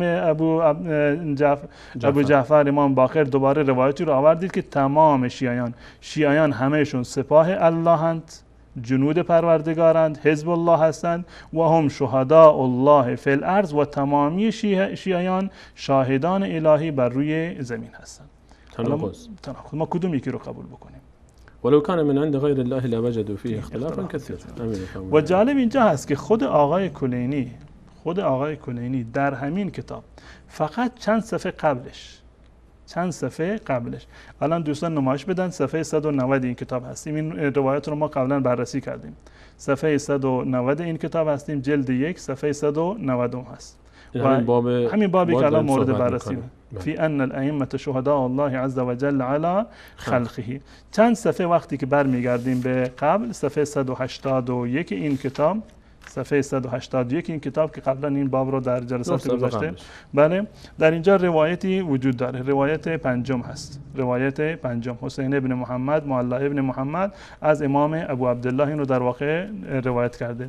از ائمه بعد از سألت ابو عبدالله عن الائمه بعد النبی، سوال کردند که ائمه بعد از رسول الله صلی الله علیه و سلم چه کسانی هستند؟ فقال کان امیر المؤمنین امام، اول امیر المؤمنین امام بود، بعدش حسن امام بود، بعدش حسین امام بود، بعدش علی ابن حسین امام بود و بعد از آن محمد ابن علی امام بود. و من انکر ذلك کان کمن انکر معرفت الله تبارک و تعالی و معرفت رسولی. هر کسی این رو انکار بکند خدا و رسول رو در واقع انکار کرده. ثم قال قلت ثم انت، راوی میگه من بهش گفتم خب بعد از اون دیگه توی نوبت تو در واقع رسیده، یعنی خود امام جعفر، علی امام بوده، حسن امام بوده، حسین امام بوده، زین العابدین امام بوده و باقر هم امام بوده، بعدش نوبت شما هست. قلت ثم انت جلت فدا فعددتها عليه 3 مرات، 3 مرتبه سوال کردن. فقال لي اني انما حدثتك لتكون من شهداء الله تبارك وتعالى في ارضه. ای بابا، میگه من این حرف رو به تو گفتم به خاطر چی؟ به خاطر اینکه تو جزو شاهدان الهی بر روی زمین باشی. انما حدثتك لتكون من شهداء الله تبارک و تعالی فی ارضه. من این حرف رو، این مطلب رو به تو گفتم تا اینکه در روز قیامت تو جزو شاهدان الهی بر روی زمین قرار بگیری. همین الان که از امام جعفر نقل کرده بودن که ما خودمون فقط هستیم. بله، از خود امام جعفر نقل کرده بودند که شاهدان الهی بر روی زمین فقط ما هستیم، ما بر روی ملت شاهد هستیم و رسول الله صلی الله علیه و سلم بر ما شاهد است. اون روایت اولی از امام باقر بود که بازم در واقع برخلاف این مطلب آورده بود در اونجا که از تفسیر کنز و در بهار اون آورده بود که تمام شیعه جنود الهی هستند و تمامشون شاهدان الهی بر روی این زمین هستند. در این روایت از امام ابو عبدالله نقل کردند که ایشون به نفری که گفت که امامان فلانی و فلانی فلانی بودند، من این حرف رو گفتم به خاطر اینکه تو جزو شاهدان الهی در روی زمین قرار بگیری. یعنی هر کسی که ائمه را بشناسد جزو شاهدان الهی بر روی زمین قرار میگیره. همیشه جزو شاهدان الهی هستند. کسی که ائمه را بشناسه جزو شاهدان الهی است. پس این منحصر کردن این درجه بر ائمه بزرگوار اهل بیت چه مزیت فضیلتی داره برای این؟ یکی از این دوتا اشتباهه. یکی از این دو مطلب اشتباهه. یا این روایات رو قبول بکنند به اضافه تحریف قرآن، یا این روایات را به اضافه تحریف قرآن قبول بکنند. روایات این باب را فی ان الائمه شهداء الله عز وجل علی خلقه، روایات این باب را با اون چیزی که آقای قمی گفته که آیات در واقع تحریف شده، امه نبوده ائمه بوده و این آیات رو که اشتباه در واقع هم که خونده بودند، یا این آیات اشتباه و تحریف شده را و این روایات را قبول بکنند. خب ما قبول میکنیم، ما قبول نمی کنیم. خود شیعه در واقع قبول بکنند که بله شاهدان الله متعال در روی زمین فقط و فقط ائمه 12 شیعه هستند، 12 نفرند و بیشتر نیستند. یا اینو قبول بکنند یا روایت دیگری که غیر از این در واقع فراوان هست که تمام شیعیان جز شاهدان الهی بر روی زمین هستند. هر کدوم رو قبول کردند برایشون در واقع مبارک باشه. اما ما معتقد هستیم که این روایات چون که با قرآن تضاد داره، با روایات صحیح رسول الله صلی الله علیه و سلم در واقع تضاد داره، اینها حرف ائمه شیعه نیست. ائمه شیعه انسان‌های بزرگواری بودند، عالمی به قرآن بودند، استدلال هایی که از قرآن می‌کردند مطابق با عقل بوده، مطابق با نقل بوده، ادعای پوچی رو نکردند، استدلال باطلی رو نکردند و تمام اینها ساخته و پرداخته راویان جاهل و بی علمی هست که در این زمینه در واقع سودجویی کردند، خودشون ذی بهره بودند، به خاطر این اومدن این روایات رو جعل کردند تا اینکه شیعیان بیچاره رو در واقع جیبشون رو خالی بکنند، مالشون رو در واقع بگیرند و ناموسشون رو به عنوان متعه در واقع سوء استفاده بکنند و موارد دیگری که در واقع از کل نام ائمه 12 در واقع سوء استفاده کردند. پس بنابراین ائمه شیعه از این ادعاها پاک و مبرا هستند و چون این حرفی رو نزدند و هیچ وقت معتقد به تحریف قرآن نبودند. این تحریف قرآن و این ادعاهای باطل فقط و فقط از ناحیه راویانی اومده که نه تنها دوست ائمه نبودند بلکه دشمنان ائمه هم بودند و هیچ انسان عاقلی نباید در پی و دنبال رو چنین راویان جاهل و منحرف و کافر به قرآنی باشه. مگر اون کسانی که به دنبال دست یافتن به اغراض شخصی خودشون هستن میخوان بازار بردگی همچنان داغ بمونه تا به نام دفاع از ناموس و به نام دفاع از اهل بیت ناموس و مال و زندگی مردم رو به تاراج ببرن. ممنونم جناب مولانا. به همراه شما بینندگان عزیز میان برنامه میبینیم برمیگردیم همچنان ان شاءالله در خدمت شما خواهیم بود با ادامه موضوع و برنامه.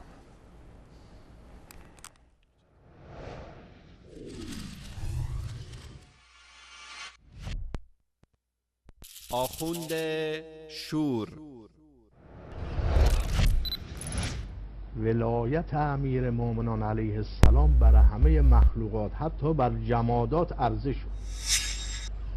هر آبی که ولایت امیر مومنان رو قبول کرد شیرین شد، هر آبی که قبول نکرد شور شد. حاج آقا، همه عالم می‌دانند که آب تمام دریاهای آزاد دنیا و تمامی اقیانوس‌ها شور است. پس آیا همه آنها دشمن اهل بیت هستند؟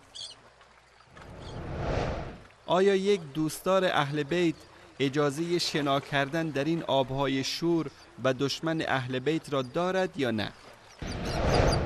تکلیف ماهیانی که در این آبهای دشمن اهل بیت رشد می کنند و تمام وجودشان پر از دشمنی اهل بیت است چه می شود؟ حلال گوشت هستند و یا حرام گوشت به شمار می روند؟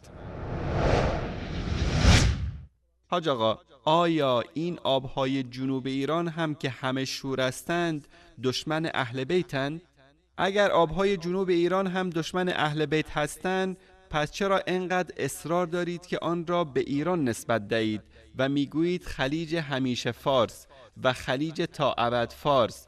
بگذارید این دریای دشمن اهل بیت همان نام خلیج عربی را یدک بکشد و از این دشمن بزرگ اهل بیت حمایت نکنید و دامان خود را با حمایت از دشمنان اهل بیت لکه‌دار نسازید.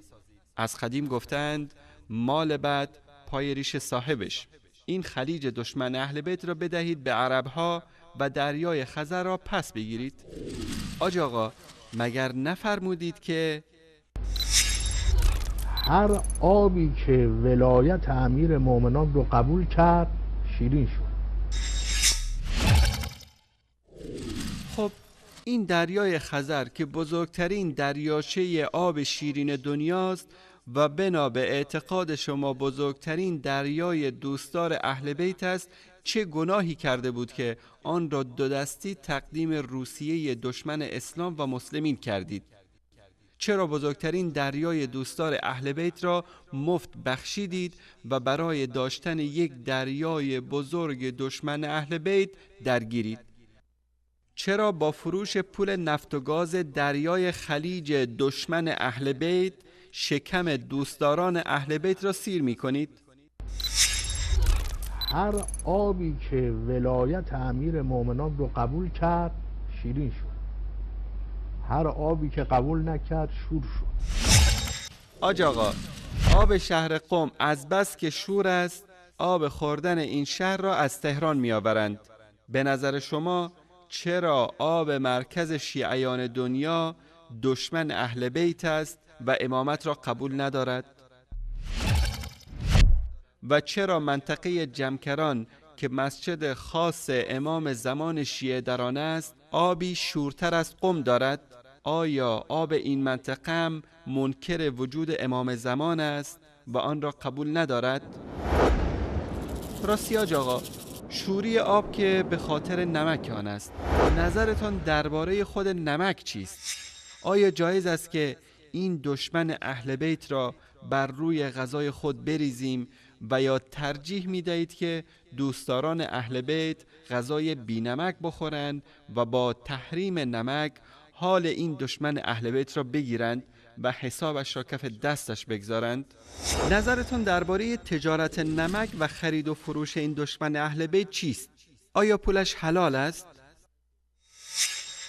ظاهراً آج آقا هیچ جوابی ندارند و مشغول عزاداری و نوحه خوانی بر این شورستان هستند و اشک میریزند.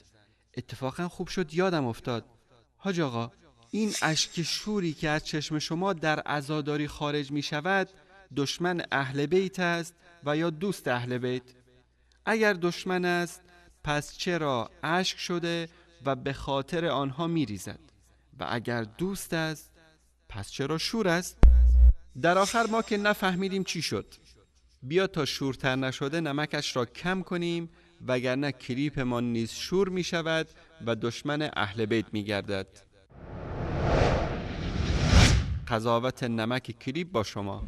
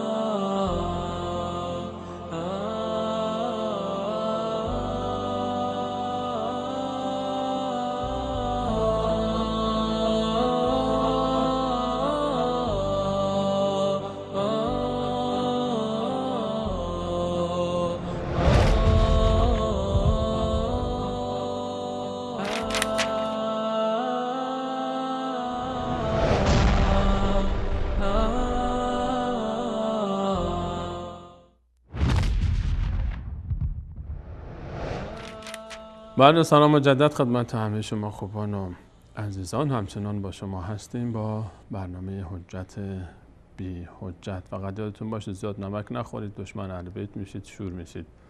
تماس‌های تلفنی رحمت جان وصل خواهد کرد. عزیزانی که دوست دارن در موضوع برنامه با ما مشارکت کنن تماس بگیرید و انشاءالله در موضوع برنامه نظرات شما رو خواهیم شنید که آیا تناقض موجود در بین ادعا و دلیل کدوم یکی رو شما میپذیرید؟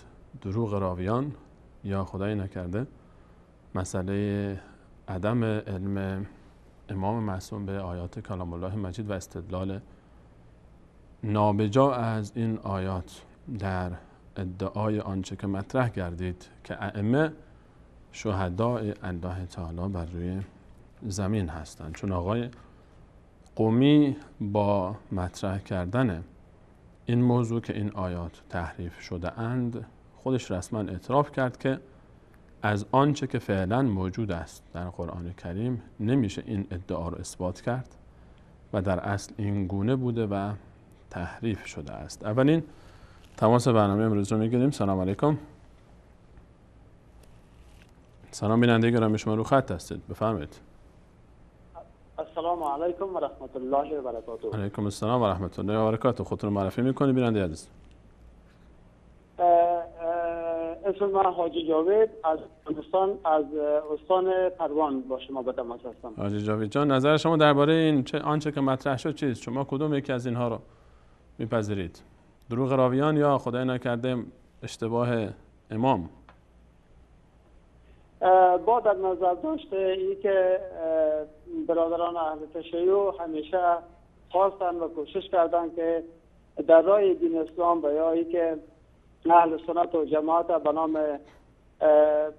وهابی بشناسن هیچ دلیل به حقیقت و یا بدلان حقیقت نمیشه. خداوند خودش در قرآن عظیم شان فرموده که بسم الله الرحمن الرحیم انا نحن نزلنا الذکر و انا له لحافظون. آنموده که برموک از ترتیبه که قرآن عظیم شان خداوند فرستاده آنموده تضمین کرده که دوی هیچ نوع تغییر، هیچ نوع کجی، هیچ نوع دروغ وجود نداره. اما برادرایی که اهل شیعه هستند و خود راویان آیات میدانند اینا خوب میفهمند که حقیقت تا به کجاست، ولی با تأسف بگوییم که اینا عوام فریبی میکنن، اینا خود بازی میدن، اینا خود گمراه میسازن و اینا اصلا میخواهند که امو پیروان خود به اصطلاح به گمراهی بکشانند. در صورتی که پیروان جا حق را بدانند باز در وقت دنبال از این آدمای دروغگو و بازارشون کساد خواهد شد. بازارشون کساد خواهد شد. بازارشون کساد. متشکرم جاوید جان عزیز از مشارکت شما در این برنامه. جناب سلیمانی صاحب من یک سوالم داشتم. اگر در چارچوب موضوع برنامه باشه ممنون میشیم که اگر خارج از موضوع هست باز به برنامه‌های مرتبط منتقلش کنیم. خب سوال من مربوط معراج محمدی صلی الله علیه و سلم است. می‌خواستم در این باره اگر شما چون موضوع برنامه این نیست اجازه بدید که ما در چارچوب موضوع باقی بمانیم، چون اگر این مجال باز شد باز خارج خواهیم شد. روز دوشنبه ان شاءالله در برنامه فتوا تماس بگیرید، حضرت مولانا ان شاءالله پاسخ خواهند داد. بسیار زیاد تشکر. متشکرم، ممنون از شما. بیننده بعدی رو میگیریم. سلام علیکم. برنامه حجت بی حجت، بفرمایید. سلام خدمت استاد بهبان. سلام علیکم. خودتون رو معرفی میفرمایید برادر بزرگوار. محمد هستم از مشهد عزیز گرامی. آقای حسینی. جانم بله. جناب آقای حسینی نظر شما چیست؟ الان ما در آنچه که مطرح شد از کتاب اصول کافی در این بابی که مورد بررسی بود، بله امامان در چارچوب موضوع من سوالمو مطرح نکردم قربان، اگه اجازه بدید من سوال بفرمایید. امامان برای همینن که تحریفات قرآن و سنت و اطاعت رو بیان کنن. اطیعوا الله و اطیعوا الرسول و اولی الامر منکم که هفته پیش استاد گفتن، برای همین امامان رو قرار داده که کتاب رو از تحریف و سنت و اطاعت رو که شما به زنان پیغمبر فرض کردید. آقای حسینی شما پس میفرمایید که شما معتقد به تحریف هستید؟ که قرآن تحریف شده؟ بله الان شما گفتین دیگه کافی، قمی، تمام بزرگان، الان نگفتین آقای خویی گفتن تمام کتابای تمام. بله آقای خویی نظرش اینه که آقای خویی نظرش اینه که تمام آنچه که در کتاب تفسیر قمی آمده صحیحه. یعنی آقای قمی هم قائل به تعریف، با توجه به فرموده شما آقای خویی هم قائل به تحریف قرآن هست. خب میشه که تمام روایات تفسیر قمی رو تایید کرده باشن اما تحریف رو قبول نداشته یعنی باشن. شما میفرمایید که الان این قرآن تحریف شده، این قرآنی که الان پیش ماست این قرآن اصلی نیست، قرآنی که اهل سنت دارن و حتی بین شیعه هست. بله وقتی صراط علی مستقیم رو صراط علیه کردن، یعنی خب صراط الان من یه سوال دیگه دارم جناب آقای حسینی، شما فرمودید که خب امام آمده تا تحریف‌های صورت گرفته رو مطرح بکنه، یعنی فرمودید خلاصه صحبت شما این هست که قرآن موجود، آنچه که در بین امت اسلامی هست، این قرآن اصلی نیست و این قرآن تحریف شده هست. میشه بفرمایید الان یک مسلمان به عنوان یک مسلمان بخواد پیرو قرآن باشه، این قرآن اصلی رو از کجا باید پیدا بکنه؟ خب تحریفات قرآن رو دیگه خودتون هم الان دارین میخونین دیگه شما. یعنی ما باید بریم طبق روایت ها، بریم سراغ روایت های آقای کافی و آقای مجلسی و بعد ببینیم که اصل قرآن چی بوده. آقای کافی و مجلسی به ما قرآن اصلی رو معرفی میکنن. بله وقتی که علی علیه السلام قرآن رو آورد نزد عمر، چرا اون نگرفت اون قرآن رو؟ الان صحبت ما فعلا هست جناب آقای حسینی. بله. الان وظیفه من سلیمانی با این اعتقاد که این قرآن کلام الله متعال است رفتم و این کتاب رو حفظ کردم. شما میفرمایید من سعی بیهوده بردم و تلاش بیفایده کردم. خب من الان میخوام قرآن حفظ بکنم، الان از کجا پیدا کنم اون قرآن اصلی که بر محمد صلی الله علیه و سلم نازل شده تا مشرف بشم به حفظ آیاتش؟ بسم الله. خب میشینین کنار استاد دهقانی، از ایشون یاد میگیرین که تحریفات قرآن چی بوده. شما الان دارید شوخی میکنید با بنده یا واقعا دارید یک بحث علمی میکنید؟ نه دیگه منم از آقای دهقانی یاد گرفتم که امام صادق فرمودن قرآن تحریف شده، تحریفاتشو بیان میکنن. شما الان تا به الان از استاد یاد گرفتید که قرآن تحریف شده، یعنی این اعتقاد رو نداشتید؟ نه باور کنید من قشنگ از استاد یاد گرفتم که خب استاد که از جیب خودشون در نیاوردن که استاد از مجلسی و روستور کافی گفتن و از بقیه بزرگان شما و خودشون هم فرمودن که هیچ باور و اعتقادی به این آنچه که نسبت داده میشه به ائمه بزرگوار اهل بیت ندارن. خب بالاخره ایشون اعتقاد ندارن، وقتی ایشون بیان اما شما اعتقاد دارید. ما اعتقاد پیدا خیلی ممنونم، متشکرم آقای حسینی. از صراحت لهجه شما من سپاسگزارم، از صراحت لهجه شما که نحن نزلنا الذکر، یعنی ما قرآن رو در نزد امامان لا یفترق حتی یرد علیه الحکم محفوظ داشتیم که به دست عمر و ابوبکر و الان آقای حسینی یک سوال دیگه به عنوان سوال آخر.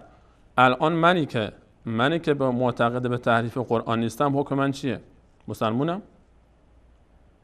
شما به قرآن میشین، یعنی کسی که من اعتقادم اینه که قرآنی که بر رسول صلی الله علیه و سلم نازل شده همون چیزی است که دم دست منه، نه یک کلمه اضافه‌تر نه کمتر. خب این شخص میشه کسی که یعنی قائل به این شده که الله در قرآن تفرید کرده در موضوع امامت. من مسلمانم یا کافرم؟ الله میشه. آقای حسینی برادر عزیزم، یک کلمه از جواب بنده، مسلمانم یا کافر؟ کاملا مسلمانی، چون خود امام. چطور من مسلمانم وقتی که به نسبت اعتقادی که من به اون کتابی که من الان امام میگه تحریف شده من قبول ندارم این روایت رو؟ خب کافر به ایمان غیر از کافر به قرآن ما همه رو نه کافر به ایمان و نه یکفر بالایمان فقط حبط عمله و فی الاخره من الخاسرین. آیا من که اعتقاد دارم که آیا شما میفرمایید آیا امام معصوم مگر نمیفهمید امام معصوم گفته تحریف شده؟ آیا تکذیب عصمت، تکذیب امام معصوم کفر نیست؟ عمدن و جهل باشه چرا؟ من از روی جهل این صحبت رو نمی کنم. من میدانم چی میگم. نه نابالغم، نه نادان و جاهل هستم و نه ناآشنا به دلایل. تمام دلایلی رو که خوندم قبول نکردم.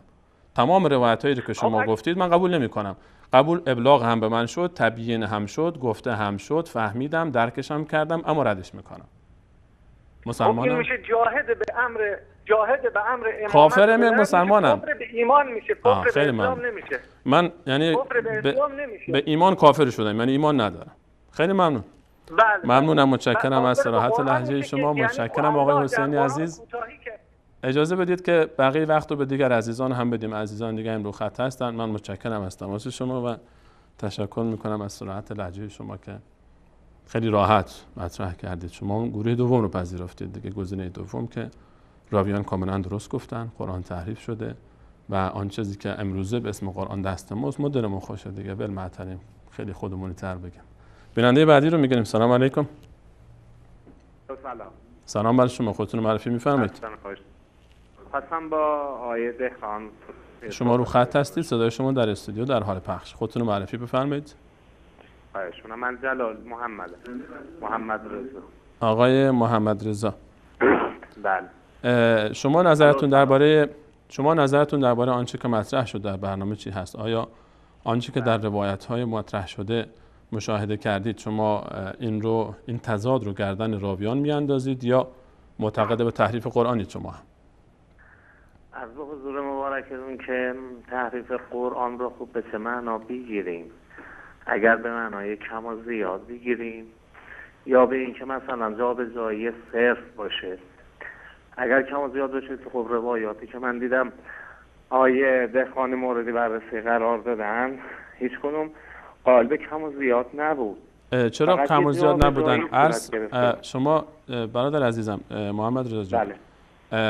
آنچه روایتی که مطرح شد یکی از روایات این بود که کلمه ائمه بوده. آیا این نقص و زیان نیست؟ این نقص در کلمه است. نه اگر چنین چیزی باشه 100% این عیب از راویان بودن و ائمه ما به هیچ وجه قائل به این مطلب نیستن. شما قائل به تعریف قرآن نیستید در کل، به معنای اینکه نقص و زیاد. من با شما در اون موضوعی که شما میفرمایید بحث برداشت‌های فقهی، تعبیرات و اینکه ترجمه‌های مختلف، اختلاف روایات، در اون موضوع من با شما حرفی ندارم. آیا در کلیت موضوع تحریف قرآن چنان که آقای حسینی قبل از شما صحبت کردن که نه این قرآن آیاتی حذف شده، اضافه شده، با این موافق نیستید؟ نه و نظر شما درباره کسی که معتقد به این باشه چی هست؟ کسی که معتقد به تحریف قرآن باشه کافر است یا مسلمانه؟ حالا من اگر تحریف لفظی قرآن، نه کسی قائل به تحریف لفظی قرآن نباید بشه. حالا من اگر باشه حکمش چیست؟ من میگم من سنی نه من میخوام با شما صریح صحبت کنم تا مجامله رو بگذاریم کنار. من سنی نظرم اینه که هر کسی که بر این اعتقاد باشه که قرآن تحریف شده، تحریف لفظی، بحث نسخ به جای خود محفوظ است، تحریف شده، اون انسان کافر است و اگر از این اعتقاد خودش توبه نکنه خالداً مخلداً فی النار میمونه، در آتش دوزخ. آیا شما این اعتقاد رو دارید؟ ببینید من همین اعتقاد شخصیه، حالا من کاری به عامه شیعه ندارم. اعتقاد شخص شما چیه؟ اعتقاد شخص من که کسی قائل به تحریف قرآن باشه به عنوان یک شیعه مسلماً کافر میدونم. آقای قومی الان آقای قومی رو شما کافر میدانید؟ نه.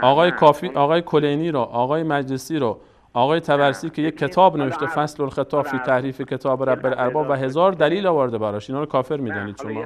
اجازه بدین ببینید در کتاب کافی یا در کتاب بحارالاموال اونی که علمای ما برای ما گفتن روایات صحیح و سقیم درش زیاد هست. یه مجتهدین ما هستن که تشخیص بدن کدوم روایت صحیحه کدوم روایت سقیمه و ضعیف.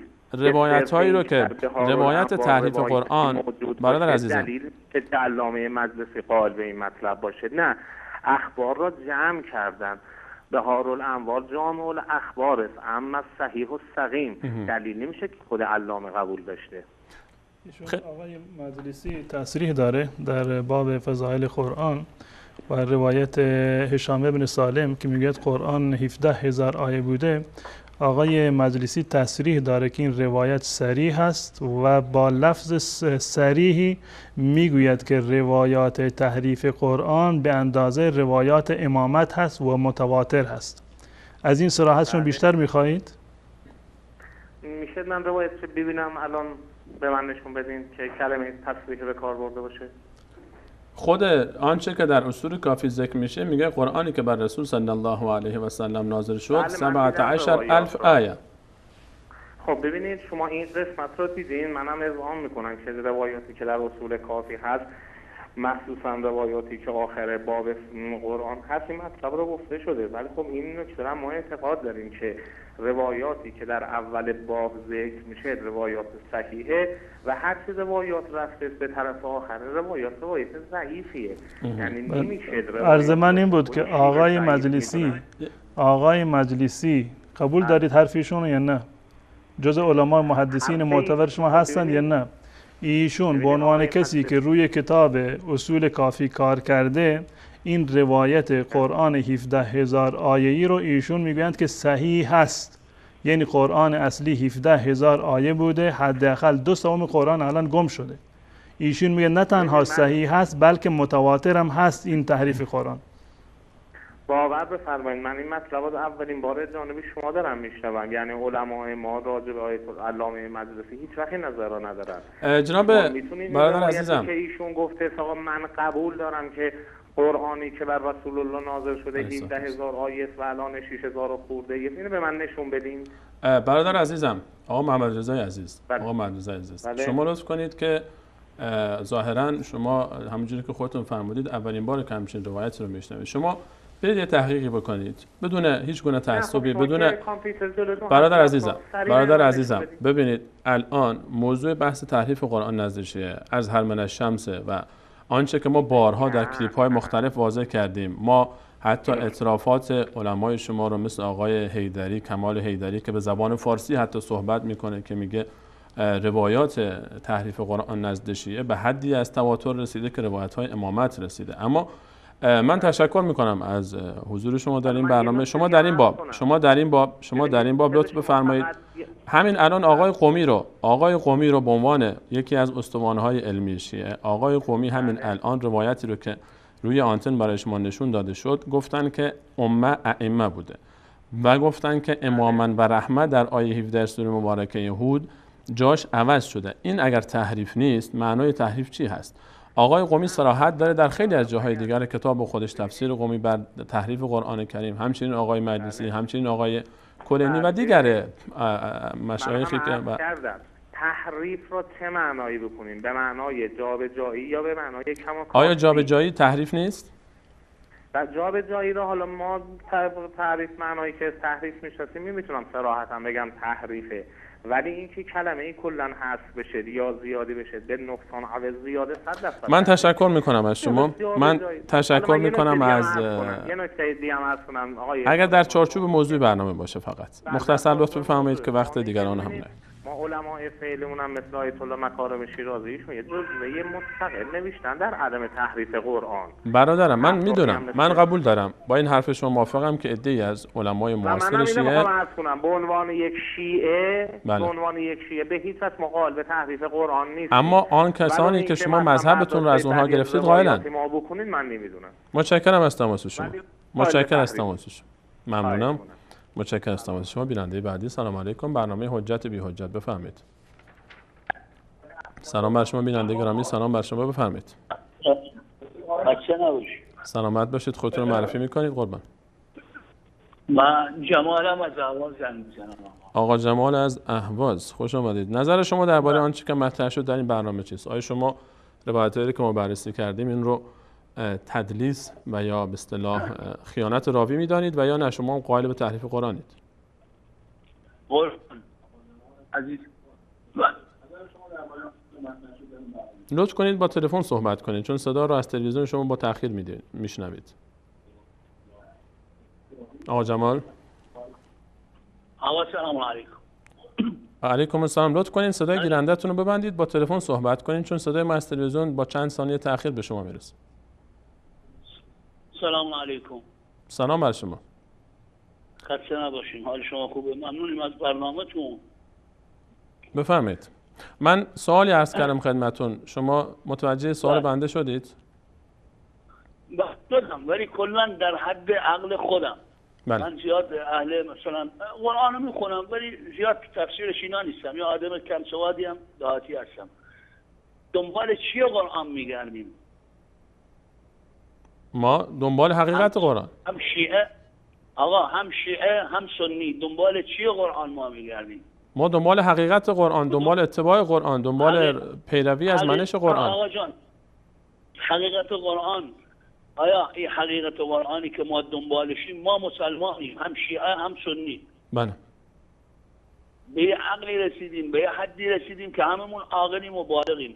کل قرآن رو بخوایم جمع کنیم میخواد ما مثل طبق شریعت اسلامی زندگی کنیم فقط. خب این شریعت اسلامی رو من مسلمان غیر از قرآن کجا باید پیدا کنم؟ خدا پدر مادرتون بیاموزه. من تو قرآن پیدا میکنم. احسنتم. من همینو میخوام بگم. الان وقتی که برادر عزیزم آقا جمال، وقتی که آقای کلینی میگه قرآنی که الان دست ماست 1/3 آن قرآن حقیقی است، یعنی 2/3 این قرآن رو من ندارم. کجا باید پیداش بکنم این 2/3 رو؟ صحبت ها زیاده. صحبت این زیاده. هر کدوم صحبت این مسئله اعتقادی است. مسئله اینه که مسئله سرنوشت یک امت مطرح است. 2/3 قرآن کجاست که امت از اون استفاده بکنه؟ بحث کوچه و بازار و قیمت سیب زمینی و پیاز نیست که اختلاف سر قیمت مشکل ایجاد نکنه که. نه متاسفانه اینطور چیزای من اینطور چیزی نیست که قرآن کم شده باشه. این نظر شخص شماست و من به احترام میگذارم و میدونم خیلی از برادران و خواهران شیعه ما هم نظر شما رو دارن، اما آنچه که در کتب مراجع شیعه، کتب روایی شیعه مطرح شده غیر از این چیزی که شما اعتقاد دارید. کامل نیستن. ممنون از تماس شما و مشارکت شما. متشکرم. اگر استاد اجازه بدید یک تماس دیگه هم بگیریم که من صحبت شما رو باز ادامه بشنویم. بیننده بعدی رو میگیریم. سلام علیکم. برنامه حجت بی حجت بفرمایید. السلام علیکم سلیمانی صاحب عزیز. علیکم السلام و رحمت الله و برکاته. خودتون رو معرفی میکنید برادر؟ ان شاء الله سلام خدا خدمت دیقان صاحب عزیز، خدمت شما تمام دوستان و کاران. و علیکم السلام و رحمت الله و برکاته. حاجی روح الله قریشی هستم از کابل. برادرمون آقای قریشی از کابل، خوش آمدید. نظر شما چیست قربان درباره آنچه که مطرح شد در برنامه امروز؟ ما سلام خدا اول خدمت تمام بیننده های تلویزیون وصال حق هم از شیعه هم از سنی تقدیم میکنم. ما اول همین دلیل میگیم که قرآن اگر ما اهل سنت و جماعت که هستیم، اگر در طول تاریخ یک عالمش یک نفرش پیدا شده باشه گفته باشه یک حرف قرآن کم است، نظر باید قرآن خود کافر مطلق، هیچ جای درک ندارن، هیچ جای اسناد نیست که گفته باشن. ما به برادرای اهل تشیع خود، ما بیننده هایی که از اهل تشیع کامل از تلویزیون میبینن، ما این پیام میتیم که برادرای کفر امروز یهود و نصارا به این متیقن است که این قرآن کامل شامل است. شما چرا از علمایتان امیر پرتاب نمیکنین؟ چرا پیروی از این مذهب باطل میکنین که هر لحظه هر کدامش در تمام کتبایشان در تمام اسنادی که استادا بیان کردن خود ما مطالعه میکنیم؟ همه ادمی معنی تعریف قرآن تعریف شده. امروز میگم یهود و نصارا این حرف قبول نمیکنن، اما چرا برادرای اهل تشیع ما از علمای خودی درخواست نمیکنن؟ یک عالم اهل سنت در طول تاریخ زمان و مکان در یک حرف کتاب خود نوشته کرده باشه که یک حرف قرآن محکم است. بیایید پیدا کنید هزاران کتاب اهل تشیع با این متأکد همین تصویصد نوشته کردیم که قرآن تعریف شده در تمام دنیا. چرا برادرای ما قبول نمیکنن؟ چرا نمیخواین حق از باطل بشناسن؟ چه وقت میخواین که برای حق بیاین؟ خیلی ممنونم. کاملا واقعا سوال شما سوال بجایی است و مراجع علمی شیعه و حوزه های علمی شیعه باید به این پاسخ بدن که چرا یک فتوا صریح و واضحی درباره کسانی که معتقد به تحریف قرآن هستند مطرح نمی کنند و فتوای صریحی ندارند که بگن آقا هر کسی که معتقد به تحریف قرآن است کافر است. بالکل سلیمانی صاحب حدیث، اما عرض دهید طابقه آیا اینایی که علمای خود یا قبول میکنن همه احترام دارن در تمام مجالس اشتراک میکنن، باز پس دوباره میگن که من قبول ندارم. این به خاطر فرار از موضوع است جناب استاد قریشی، این به خاطر فرار از موضوع است. من تشکر میکنم از حضور شما چون با پایان وقت برنامه نزدیک شدیم و متشکرم از مشارکت شما. سلام و خدمت همه‌تان تقدیم. و علیکم السلام و رحمت الله و برکاته. به همین قدر فعلا اکتفا میکنیم چون مولانا ما 5 دقیقه فرصت داریم و اگر تعلیقاتی بر صحبت بینندگان دارید. نه به صورت کلی یعنی مجالشون یکی بود، خصوصا آقای حسینی که صراحت داشتند. اگر تمام شیعیان واقعا اینجوری شد یعنی صراحت می داشتند و می گفتن ما یعنی استقبال میکنیم، هم از اون کسانی که صراحت دارند و معتقد بر این هستند که قرآن تحریف نشده، ما همین قرآن رو که اهل سنت قبول دارند، ما همین رو قبول داریم، هر کسی که غیر این بگوید کافر است. ما از اونها هم استقبال میکنیم و هم کسانی که بگویند که این قرآن اصلی نیست، قرآن تحریف شده است و هر کسی بگوید که به این قرآن ایمان داشته باشه اون کافره، ما باز هم استقبال میکنیم. صراحت داشته باشن. تغییر نکن. آقای حسینی گفتند که شما کافر هستید چون که این قرآن رو قبول دارید. قائل به تحریف قرآن نیستید. خب یک کسی دیگر از شیعیان زنگ بزند بگه ما قائل به تحریف قرآن نیستیم، هر کسی قائل به تحریف قرآن هست اونو کافر میدونیم، واسه ما از اونها در واقع میپذیریم. اما اون چیزی که در مذهب شیعه بنابر اصول شیعه، بنابر کتابهای اصلی شیعه مانند کتاب کلینی و بقیه کتابها، مانند تفاسیر معتبر شیعه مانند تفسیر قمی و بقیه بر آن اتفاق نظر دارند، اون گونه که آقای مجلسی و بقیه گفتند که روایات تحریف قرآن متواتر هست، بر این نقطه اتفاق نظر دارند که این قرآن اصلی نیست، جابجا هم شده، کم و کاستی هم در این در واقع صورت گرفته و بر این اضافه هم شده. بله دلایل خیلی زیادی رو من به طور مثال یکی از این معتبرترین کسی رو که بالاترین روایت رو در کتاب اصول کافی دارند و از نظر آقایون هم معتبر هست، علی ابن ابراهیم قمی هست که اون سخه میدونند، اگر اینو سخه ندونند اصلا مذهب شیعه از بین میرود. ایشون در این کتاب خودشون دوستان نمایش بدن، کتاب تفسیر قمی هست.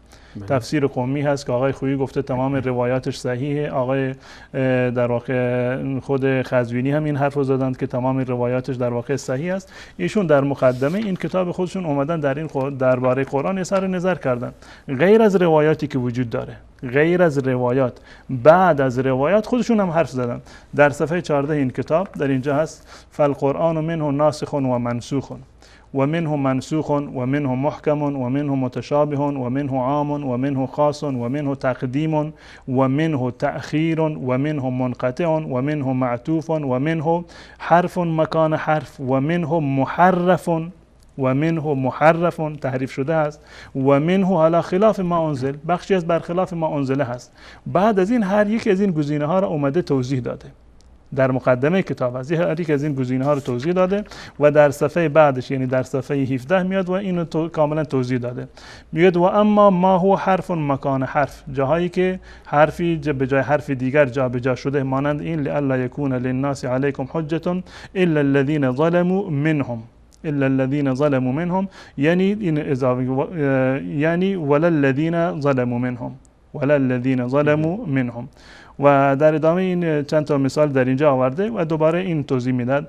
و اما ما هو علی خلاف ما انزل الله، اون چیزی که در این قرآن برخلاف ما انزل الله هست، میگه کنتم خیر امه اخرجت للناس تأمرون بالمعروف و تنهون عن المنکر و تؤمنون بالله.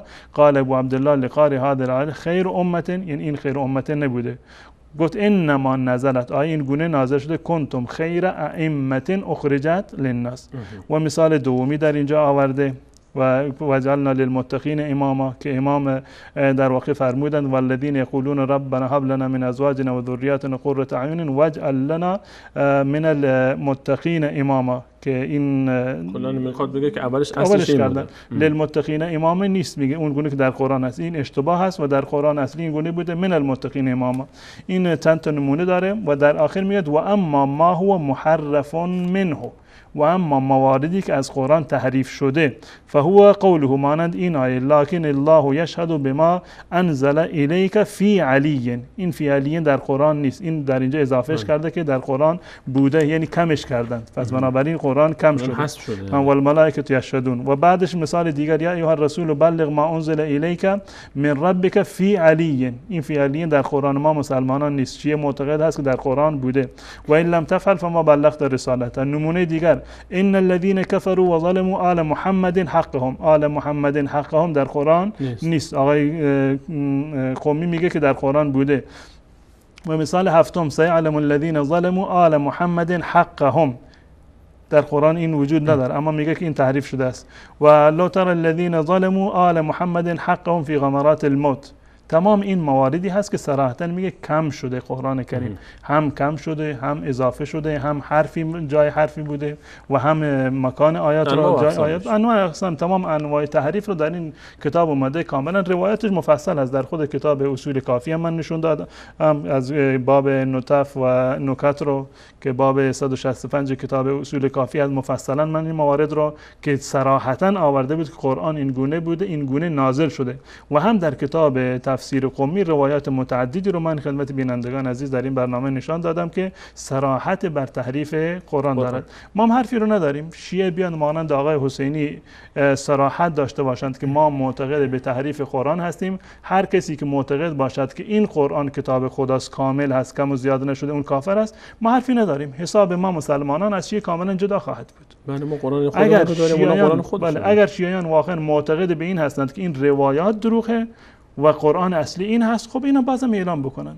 باز امثال حکم کسی که معتقد به تحریف قرآن هست رو همچین آدم ما معتقد هستیم که آقای علی ابن ابراهیم قمی ما همیشه در حرفمون جای فراری میگذاریم، جای استثنایی میگذاریم. آقای کلینی و آقای علی ابن ابراهیم قمی، آقای مجلسی و تمام کسانی که روایات تحریف قرآن را تأیید کردند، اگر اینها در آخرین لحظه عمرشون با این عقیده از دنیا رفتند کافرند و در دوزخ جاودانه میمانند، جاودانه هستند. اما اگر بینهم و بین الله توبه کرده باشند، بالفرض از این عقیده برگشته باشند، توبه کرده باشند و گفته باشند قرآن اصلی این هست، اون حکمشون با الله متعال است. اما اگر با این عقیده مرده باشند، ما هیچ گونه شک و تردیدی نداریم که اونها کافر و خالدن مخلدن در آتش جهنم خواهد بود. و هر شیعه‌ای که معتقد به این باشد که این قرآن اصلی نیست، حکمش هم همین هست. منتها ما برای کسی که این اعتقاد رو داشته باشه حکم را این گونه صادر نمی کنیم که تمام کافر هستند. باید بهش تبیین بشود، ابلاغ حجت بشود. آیا این فرد عالم هست، عالم نیست، جاهل هست، جاهل نیست، معذور هست، معذور نیست، بر اساس تعویل میگه، بر اساس تقلید میگه، یا اینکه خودش معاند هست و جاهد است. اگر معاند باشه، براش اتمام حجت شده باشد و این قرآن رو قبول نکند، هر کسی که چنین باشد در واقع کافر خواهد. خیلی ممنونم حضرت مولانا، وقت ما به پایان رسید. متشکرم از صحبت‌های گرانقدر شما و از تحلیلات. و آقای حسینی که میگفت من خیلی استفاده کردم، دارم قرآن حقیقی رو از خلال روایت‌هایی که شما از مجلسی و فلانی میگید دارم پیدا میکنم. بله، این کتاب‌ها در ایران چاپ شده و ایشون قبول کردند. یک قدم دیگر من امیدوار هستم که در واقع رهبران ایران یک قدم دیگر برن، این جرأت رو به خودشون بدن و اعلام بکنند که ما شیعه هستیم، دین ما همین اصول کافی هست، همین تفسیر قمی هست، بر اساس روایات تفسیر قمی و اصول کافی بیان قرآن را چاپ بکنند. اون وقت ببینند که مسلمانان در موردشون چی میگویند و چی میکنند. خیلی ممنونم جناب مولانا، از صحبت شما واقعا استفاده کردیم. همچنین تشکر خاص از شما عزیزان که تا این لحظه برنامه خودتون رو یاری کردید. از عزیزانی که پشت خط موندن به خاطر تماس‌ها معذرت خواهی میکنم، وقت برنامه محدود است و ما مجبوریم که به چند تماس مشخص اکتفا بکنیم. تشکر از احمد جان و بقیه عزیزان در اتاق کنترل. تا برنامه بعد همیشه ما عزیزان خوبان رو به الله متعال میسپارم. الله یار و نگهدار شما.